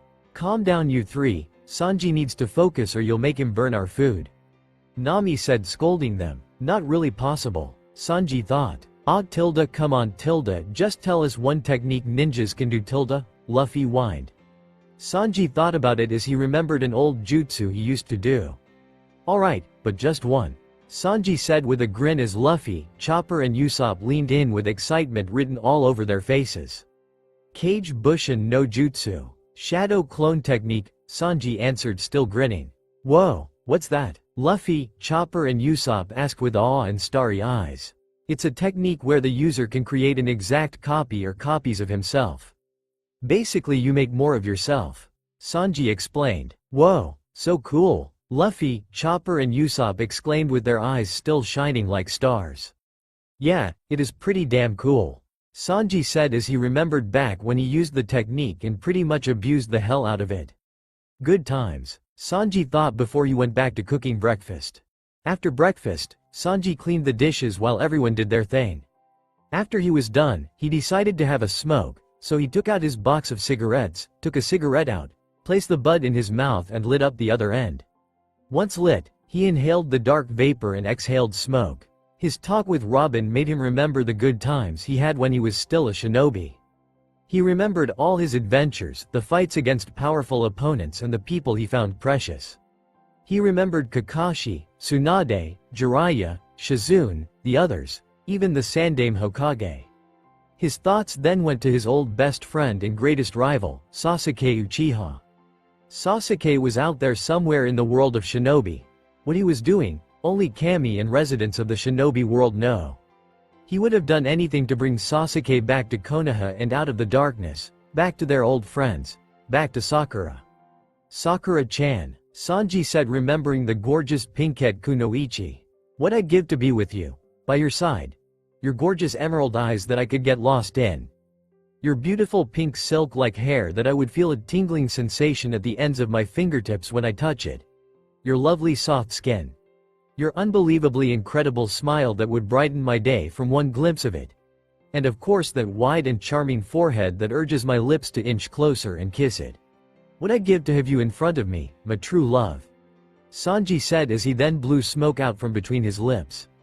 Sanji, who's Sakura? Sanji's visible eye darted to the side to see Luffy looking at him. What the hell are you dojing in here? Sanji shouted with an anime-style pissed-off face as he bit into his cigarette. We found an island. I had to come and tell you. Hurry up, ADN, join us outside. Luffy shouted with excitement and his trademark huge grin before he ran outside. Sanji noticed Nami in the kitchen too as Luffy ran past her. Hello Nami Swan Tilda. Sanji greeted her in his love mode. This Sakura. She sounds like she meant a lot to you. Nami said, shocking Sanji out of his love mode as he then developed a sad look in his eyes. Yeah, she was first love. Sanji admitted as he took his bitten cigarette and pressed it into the ashtray. Love, huh? As in actual love? Nami asked. Of course actual love. Why you don't think I actually feel real love for others? No, it's just the way you mentioned her features. It sounded like you were head over heels in love with her and that you would gladly die for her.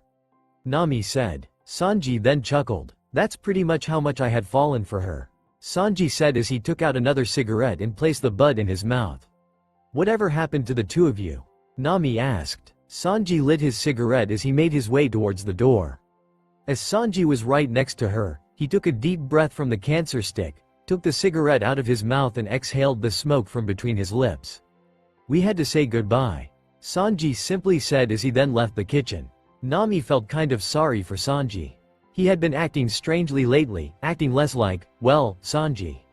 She didn't want to pry on the subject anymore, so she left the kitchen as well and met with the crew as they all stared at the new island. So what island is this? Luffy asked with excitement. Sanji took a deep breath of his cigarette smoke and then blew out the smoke as he took the cigarette out of his mouth. Guess we'll just have to wait and see. Sanji simply said with a smile, wondering what new experience he'll meet on this unknown island. Radiant City? Luffy repeated the huge city's name from the huge sign that was near the docks where they parked the Thousand Sunny. What's that? Luffy asked with confusion. Suddenly they heard Nami squeal like a schoolgirl. No way. I've heard of this place. It is a place of fun with so many places to shop, amazing restaurants, beautiful and romantic places and landscapes and an amusement park. Nami said with sparkling eyes. Damn, they couldn't decide on just one thing? Zoro said. Hey look. Chopper pointed to a giant banner that said, Firewall Festival. Apparently they're having a festival here too. Chopper said. Sanji stared at the banner with wide eyes before he softly smiled as he remembered something the Sandaime told him about. The Will of Fire. Sanji said. Huh? Will of Fire? What's that, Sanji? Chopper asked. Oh, it's a powerful determination and hope inside of people from a certain place. Sanji answered as he continued to look at the banner. Another shinobi thing? Zoro questioned. Maybe not. Sanji said, shrugging his shoulders. Why can't I stop saying things from my past aloud for all to hear? A festival always means food. Let's go. Luffy shouted as he jumped off the ship and ran straight into the city. Usopp, you should go after him. Sanji said. Why me? Usopp questioned. Because the Marimo sucks at directions and we all need to acquire supplies.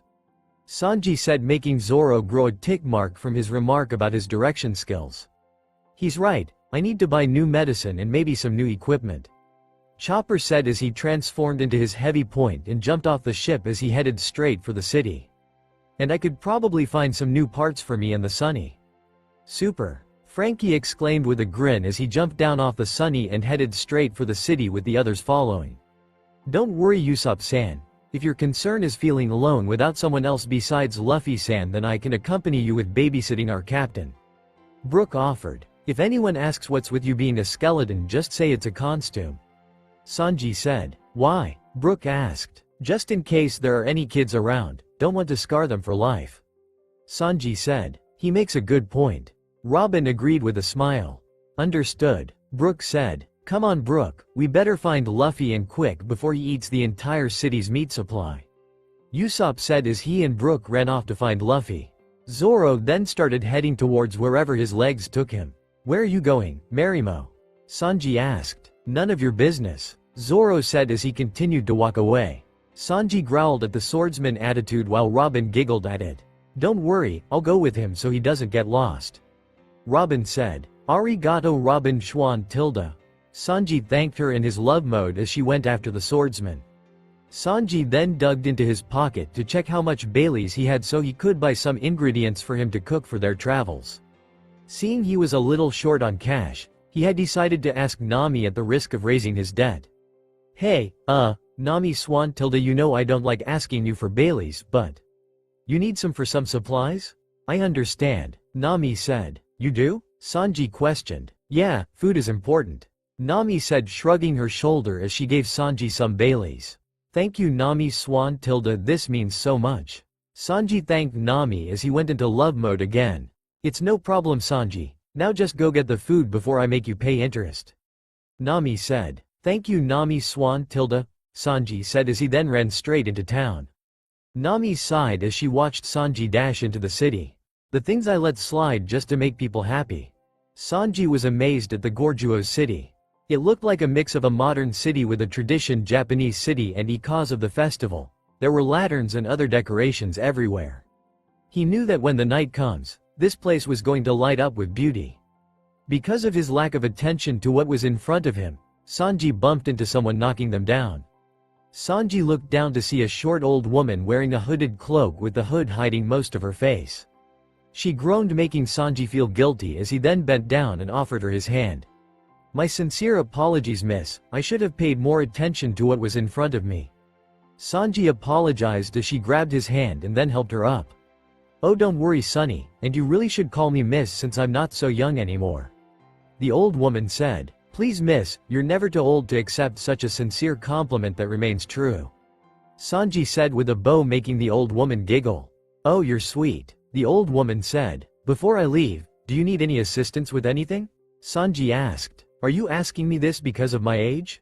The woman asked. Miss, I only ask because I can't go without asking a woman if she needs anything, it's kind of like my nature.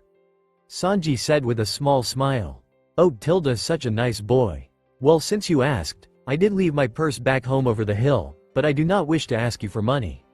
Say no more, miss, I shall escort you back to your home so you may retrieve your purse. Sanji said with a gentleman's bow. Thank you so much. I just hope my old tired legs can keep up with you. The old woman said, looking at her small feet. Allow me, Sanji said as he bent down and offered the old woman a piggyback ride.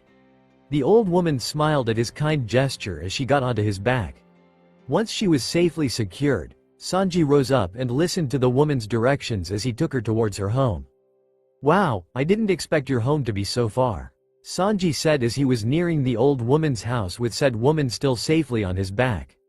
I apologize for the trouble, the old woman said. Don't be, I'm happy to help, Sanji said with a smile. Once they arrived at her home, Sanji let her down so she may enter her home and retrieve her purse. Once she returned, Sanji bowed to her and asked, would the lovely lady like a ride back to town? The old woman giggled at Sanji's gentlemanlike behavior. Oh, you're sweet, but I do not want to waste any more of your time. The old woman said. Nonsense, it would be my pleasure, really, Sanji said as he bent down for her to get onto his back. The old woman smiled at him as she then got on top of his back. After she was safely secured, Sanji arose from his crouching position and started walking back towards Radiant City. Such a nice young lad, your parents did a splendid job at raising you, right?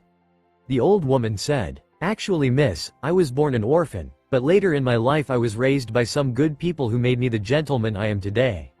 Sanji told her. Oh, what nice people they were then.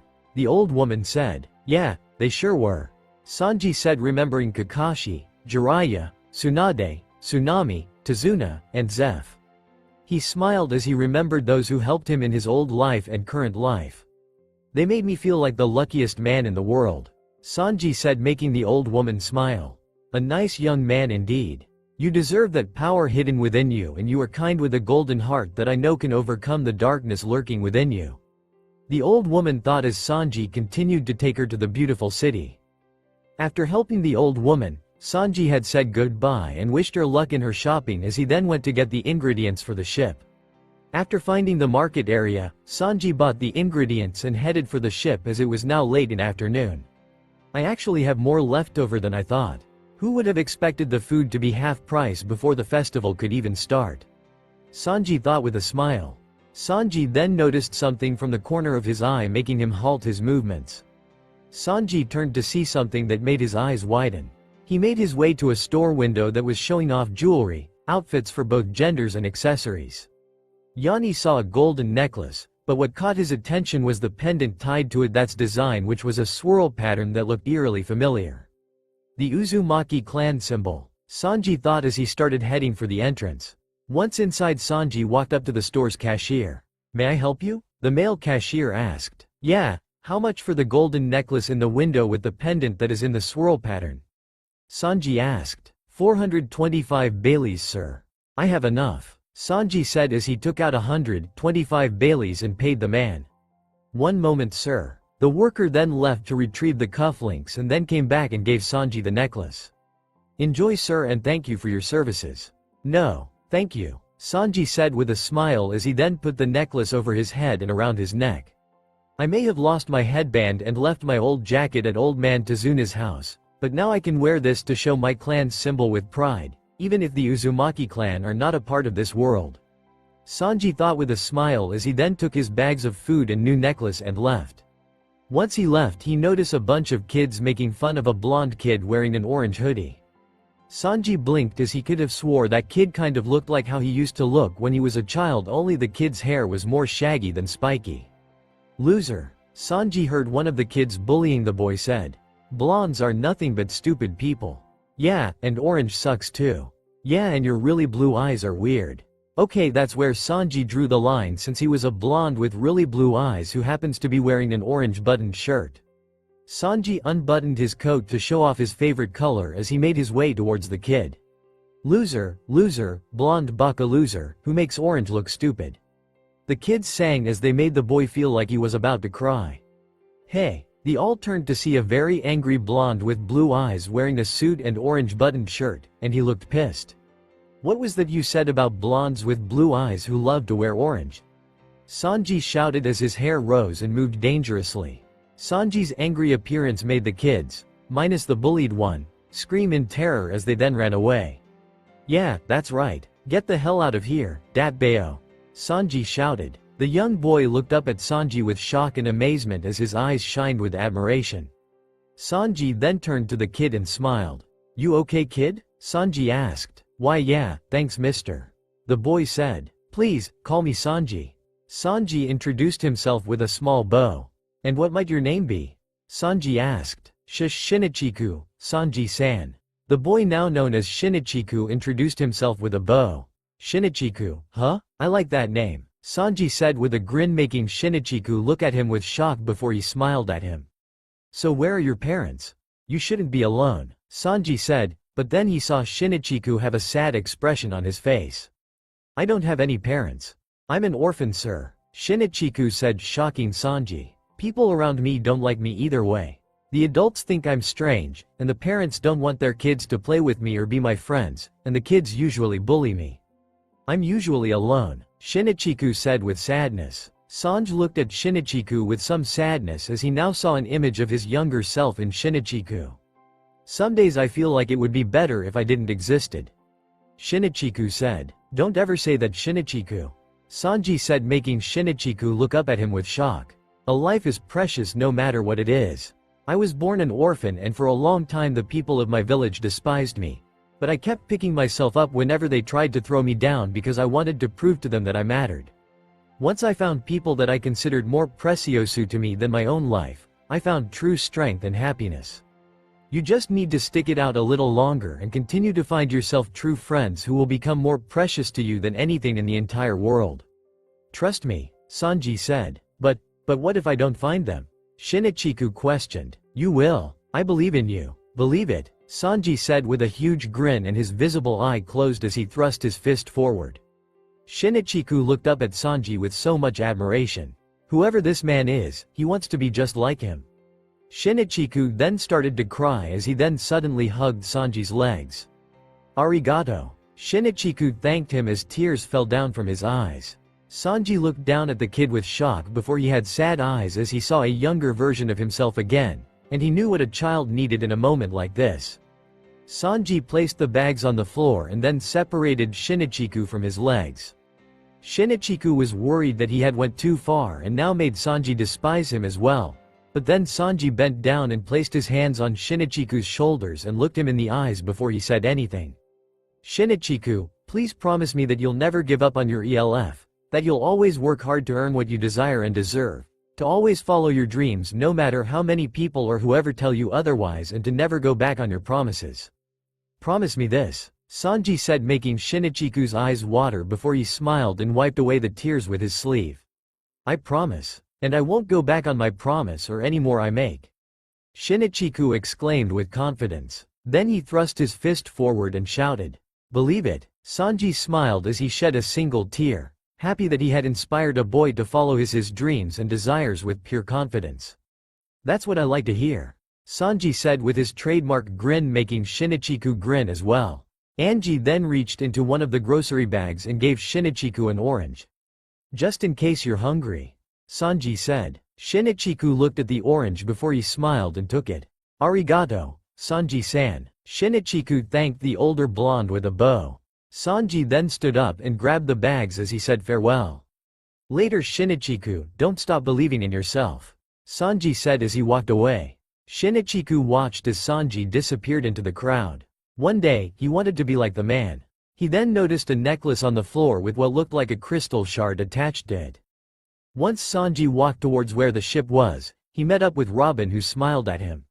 Robin Schwan Tilda, how great to see you, Sanji said in love mode as he danced his way towards her.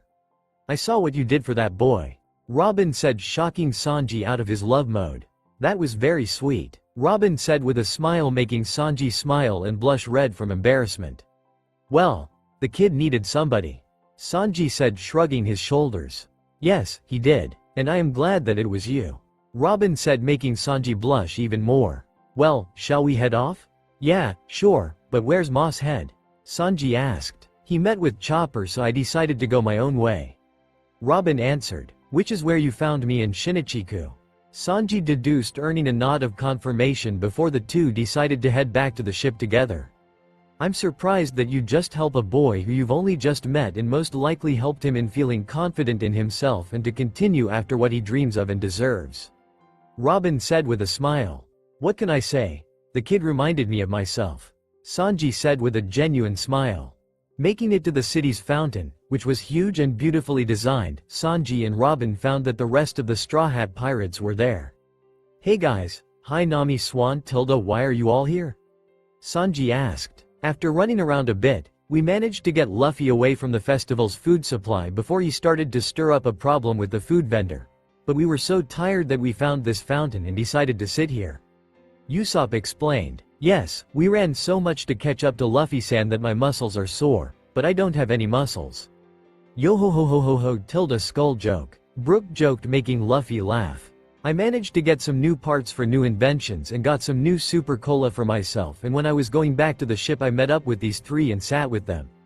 Frankie said. Zoro and I managed to find the oath ears after we wandered around a bit. Chopper, now in his brain point, said as he sat next to Usopp. And I've been here for a while since the stores around here have so much amazing stuff to buy. Nami said, showing off her numerous bags. So where have you two been? Usopp asked. I found a bookstore and found some books that piqued my interest. Robin said, showing one of the books she bought. And I got the ingredients that I needed for our travels. Sanji said, showing the bags of food, which made Luffy drool when he saw some meat in the bags. Wait, Sanji, what's that? Nami asked, pointing at something. What's what? Sanji asked as she leaned in closer. That. Nami pointed to his new necklace. Oh that, it's a necklace I bought. Sanji answered. With the Baileys I gave you? Nami shouted with some aggravation. Sorry, it's just that the pendant reminds me of the symbol of my family. Sanji answered. What family has a symbol? Usopp questioned. A clan does. Zoro answered, making everyone look at him. So you're from a clan? Zoro questioned, making everyone look at Sanji. Now Sanji was on spot, and he didn't know what to tell them. Sanji-san. Sanji turned to see Shinichiku running towards him. Hey Shinichiku, what's up man? Sanji greeted the younger blonde as he stopped right in front of him. Here, Shinichiku extended his hand to show he was holding a necklace with a crystal shard tied to it. Another necklace? Brook questioned as everyone stared at it, but then suddenly Sanji dropped the bags of food. Sanji? Robin said his name as she noticed the shocked look upon his face.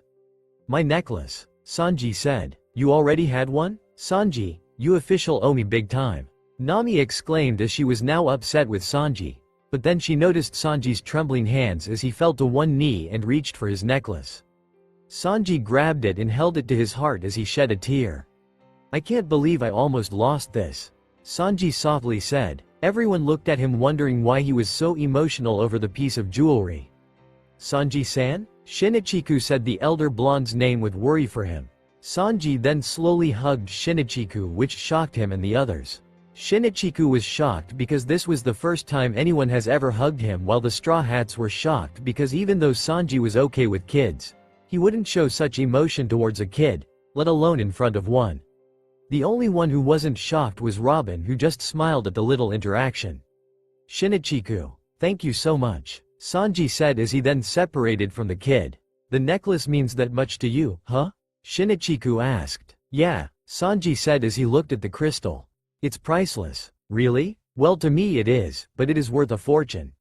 Sanji said. A fortune? Shinichiku repeated. A fortune? Nami repeated with a huge smile as her eyes sparkled at the word. Yeah, an old friend of mine told me so. He also told me this thing can buy someone a giant mansion and a half. Sanji said. And just with those words, Nami's eyes turned into belly signs as she had an open-mouthed grin. So it means a lot to you because of how much it's worth? Shinichiku questioned. No, it means a lot to me because it was given to me by my Ba-chan. Sanji said, surprising the Straw Hats. Ba-chan? So it's a family heirloom? Shinichiku asked. Well, actually I won it in a bet against the old hag, but I kind of grew on her, at least that's what Ero Sennin told me. Ero Sennin? You actually called a sage a pervert? Usopp questioned with a shocked anime-style face. You're one to call someone a pervert. Zoro said. Both of you shut it. I'm trying to talk to a kid. Sanji shouted with an anime-style pissed-off face. Yeah, Shinichiku said, making Sanji look at him with surprise before he shared a laugh with Shinichiku, which irritated Zoro. But anyway, she gave me this because she believed in me. Sanji said. Believed in you? Shinichiku questioned. Way back when I was just a little kid, I had a different dream than the one I have now, and she gave me this as a sign that she believed in me attaining my dream. Did you ever attain it? Sadly no, and that's what saddens me. Sanji said, earning Shinichiku's and the Straw Hat's attention. My original dream was to earn a position that I felt would give me the respect and love that I desperately wanted. That's stupid, Luffy said with his arms crossed. I know it was stupid thinking I'd get people to like me for just earning a position. Now butt out, shithead. Sanji shouted with a scary pissed-off anime-style face complete with sharp teeth before turning back to Shinichiku. She once thought this thing was bad luck, but then she took a chance on me. But even though I never attained that dream, I still felt that with everything I've done so far for people who actually care for me, that she'd be proud of me. Sanji said. Wow. So this necklace is important to you because it represents your grandma's belief in you? Shinichiku asked to make sure he got it right. Yeah, but also. Sanji then looked at the necklace with sad eyes. It's the only thing I have left from my original home. Sanji said with a smile. Shinichiku started to believe in Sanji. He knew he was a great man, and he now was positive that he wanted to be just like him. The rest of Sanji's crew were now seeing Sanji in a whole new light. He was really surprising them. Sanji then noticed the short old lady from earlier, but then he heard a noise that made him look above her to see a sign was on its last length as it was about to fall on her. Oh crap, Sanji said as the sign was about to fall. Shinichiku, I need you to hold on to my necklace. Sanji said, handing Shinichiku his necklace as he then dashed towards the old woman. Suddenly the sign broke off and came falling towards the old woman, who seemed to have not noticed the sign coming down on her. Everyone finally noticed the sign coming down on her, which led to people screaming. Oh crap, Usopp shouted. Robin, Luffy and Zoro were about to use their abilities to save her, but they then heard Shinichiku yell out, Sanji-san. Which gave them pause as they saw Sanji already on it, as he then jumped into the air as his foot ignited and glowed. Diabol Hambi, Devil's Leg, Sanji shouted his technique's name, and once he was close enough to the sign, Sanji then kicked the sign, destroying it as it broke apart into tiny pieces. Strike, Sanji shouted once his technique destroyed the sign. Sanji then gently landed onto the ground as his leg turned back to normal. Whoa, he's so cool, Shinichiku said as his eyes became starry. Great, the arrow cook just got a new fanboy, Zoro said. Sanji then turned and walked towards the old woman. Miss, you should be more careful, Sanji said, but then the old woman started to laugh, which confused him, Shinichiku and the rest of the Straw Hats. Congratulations Sanji, you passed, the old woman said as she walked towards the fountain. Pass? Sanji questioned with confusion. Wait, what do I pass? Sanji asked as he followed her. My test, Sanji, the old woman said as she stopped in front of Shinichiku and the others. Test? Wait, you were testing me? Sanji questioned as he stopped next to her. Sanji-san, what's going on? Shinichiku asked. Hell, I don't even know, kid, Sanji said, shrugging his shoulders. You see Sanji, I sensed a special locked power within you when your ship came into the docks, the old woman said. Sanji's heart stopped as he was shell-shocked with his eyes widening. Locked power? Chopper questioned. Yes, you see I sensed a power inside your friend here, a special power that I have not sensed in a long time, but for some reason the points in his body that flow that special energy are locked, the old woman said. Now there was no doubt in Sanji's mind. She was talking about his chakra and his locked chakra pathways, but how did she sense it if it's been locked for 8 years? What locked power? Shinichiku asked. Well, I'm glad you asked, young one, the old woman said, pinched his cheek. Hey, everyone looked at Sanji with surprise.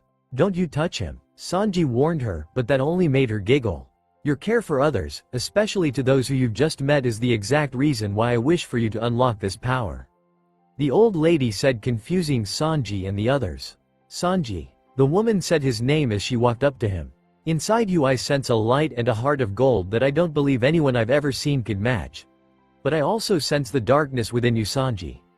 A dark power filled with anger, rage, frustration and bloodlust, and yet it is also so very sad within its center as it feels as if all hope is lost. The Kyuubi. Sanji thought with a wide visible eye. Hey sister, what are you talking about? Sanji doesn't have a darkness within him. Frankie said. Sanji, I will admit that when I sensed the darkness within you, I was afraid, but you seemed like a nice person when I saw you, so I decided to test you in your heart. When you helped me I felt the light in you, but I wanted to know if it was truly from your heart or just a ploy, so I planned to have that sign fall on me and see if you would save me, but when I saw the way you treated this child with such kindness, honesty and belief in him, I started to feel your heart's true song. But it was when you talked about your necklace that made me completely realize that your light could overcome the darkness, but I still wasn't sure in your abilities. So that's why you still went ahead with your plan with the sign.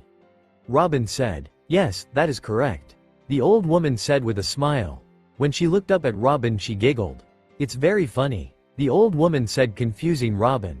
Out of everyone here, I can sense that you and Sanji are kindred spirits. The old woman shocking Robin, who then looked at Sanji with the cook blushing and turning his eyesight away from her gaze. When the rest of the crew saw that interaction, they knew this was a IG deal. Look lady, this whole test thing seems kind of pointless because of a power that is unattainable and is not even in my possession. Sanji said to the short old woman, but that earned him a whack in the leg from a cane that appeared in her hand from out of nowhere. Ow, damn it, that hurt. Dat Bayo. Sanji shouted as he held his whacked leg. Dad, what? Usopp questioned as everyone looked confused at Sanji's sudden use of a new word. What I'm getting at, Sanji, is that since you passed my test, I am now going to give you a gift. The short old woman said with a smile, gaining everyone's attention. A gift? Sanji questioned, placing his foot back down onto the floor. Is it meat? Luffy asked, hoping it was. I'm sorry young man, but this gift is only for Sanji and it can only benefit you and your friends if he uses it to protect and aid you. The old woman said. Wait, protect? Sanji questioned with confusion, but then he finally understood what the gift most likely might be. Wait miss. Let's talk this over. Sanji said with his hands up in defense, but then suddenly the old woman appeared in front of Sanji and slammed her palm into his stomach. Suddenly a blue aura surrounded the old woman's palm as it then sent energy into Sanji's stomach as it spread around his body. Sanji then stumbled back as he quickly unbuttoned his coat, then shirt to reveal his exposed torso as a seal then started to appear on his stomach. Sanji then bent over and held his stomach as he felt a burning in power in his gut. Sanji-san? Shinichiko said the elder blonde's name. But then suddenly Sanji screamed as his body exploded with power as a huge plume of blue, golden and red energy shot up into the sky. Nami quickly grabbed Shinichiko and brought him towards the rest of the Straw Hats right before fierce winds started. Everyone in the town square ran away from the intense power. Others in the city saw the beacon of energy shoot into the sky. The Straw Hats held their ground as they tried to withstand the increasing winds and the force of Sanji's new power. After what felt like hours but was really seconds, Sanji stopped screaming as the power diminished as Sanji then fell to his knees, panting from the surge of power. Sanji looked at his hands as he saw a blue aura danced around them. Oh, my, Kami, it's back, it's back. Sanji thought as he stared at his hands with wide shocked eyes. The old woman then started to giggle, but it didn't sound like the giggling of an old lady, it was more like the giggling of a very young woman. Congratulations, Naruto-kun, the woman said, shocking Sanji again as he looked at her with new fear at how it was even possible that she had discovered his real name. The old woman then threw off her hood only to see that in her place was a young voluptuous woman with long silk-like black hair, golden hazel eyes, fair skin that looked softer than a newborn child's and red luscious lips. She wore a gorgeous white robe with red lining and a giant red sash wrapped around her waist with it tied in a giant bow at her back, and she also held a golden fan in her left hand. She was the most beautiful woman Sanji and the others have ever seen. You gave reawakened my pathways. Sanji said, still in shock. What the hell is going on? Frankie questioned with shock. Hey lady, what did you do to Sanji? Luffy shouted as he suddenly felt himself get angry, thinking that she might have hurt him. The woman giggled with her eyes closed as she turned and smiled at Luffy as she waved her golden fan to send a small breeze to her face. "My dear child, all I did was reawaken his chakra pathways," the heavenly-looking woman said. "Chakra." Robin repeated the word with a shocked loom upon her face as she stared at Sanji. "Chakra? Wait, isn't that what shinobi use?" Usopp questioned, remembering Sanji mentioned that, but when he said that, they all immediately realized the truth. Saw. Sanji. Usopp stuttered as he pointed at Sanji with an anime shocked look upon his face. Is a. Chopper stammered with his own anime-style shocked look upon his face as he couldn't finish his sentence. "I think what Usopp-san and Chopper-san are trying to say is that Sanji is a shinobi." Brook spoke for his two crewmates with his own shock. "A shinobi who's now a pirate," Nami said with shock. "Whoa Sanji bro, this means you're the first ninja pirate." "Super," Frankie shouted with amazement and excitement as he did his super pose.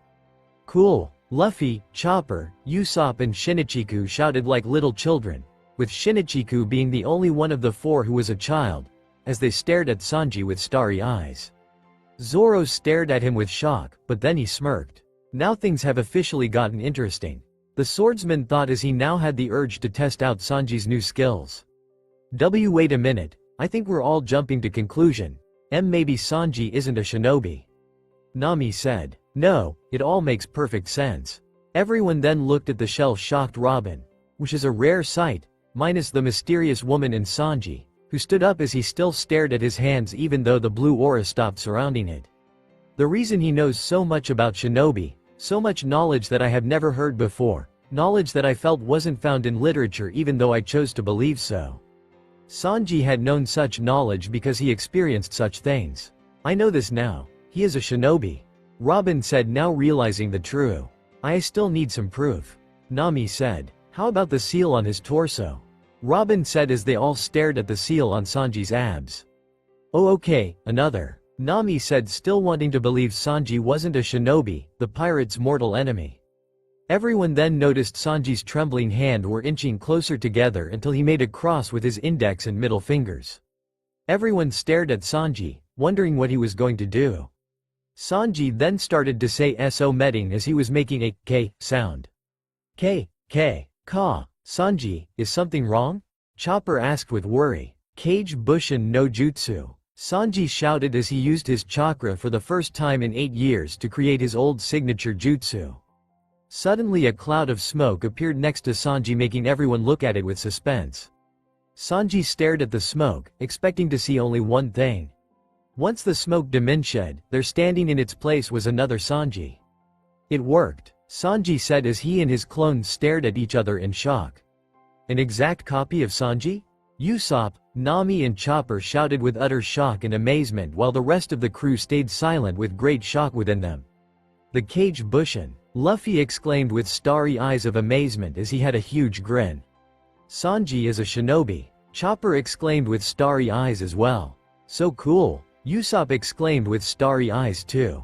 "I don't believe it," Nami said, still in great shock that Sanji was a shinobi this whole time. Sanji and his clone stared at each other before the original Sanji lifted his hand up, which only meant one thing. "Let's do it, boss," the clone said as he then started to form something in Sanji's hand.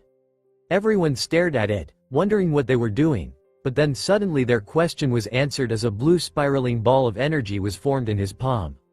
Everyone watched in amazement as the small blue spiraling ball was completed in his hand as the clone vanished, leaving a plume of smoke in its place. Sanji stared at the small ball as he then lifted his hand up and slammed it straight into the ground below him. Rasengan. Sanji shouted his technique's name as a small explosion appeared below him with a dust cloud surrounding Sanji. When the dust settled, everyone, minus the woman, gasped as they saw a small crater in front of Sanji. Sanji retracted his hand as he stared at it with his visible eye widened. "I do have it back. My chakra, my life energy had been reawakened," Sanji said as he stood up straight, but then he realized something else. Not only was his chakra reawakened, but also, the Kyuubi, Sanji thought as he looked at the seal on his stomach. "Oh shit," Sanji then noted that Shinichiko was in front of him looking up at him. "You're the coolest guy ever," Shinichiko said, surprising Sanji. "You're my new hero, Sanji-san. And I want to be like you," Shinichiko shouted with much vigor, shocking Sanji. Once again, life has put Sanji on a whole new path.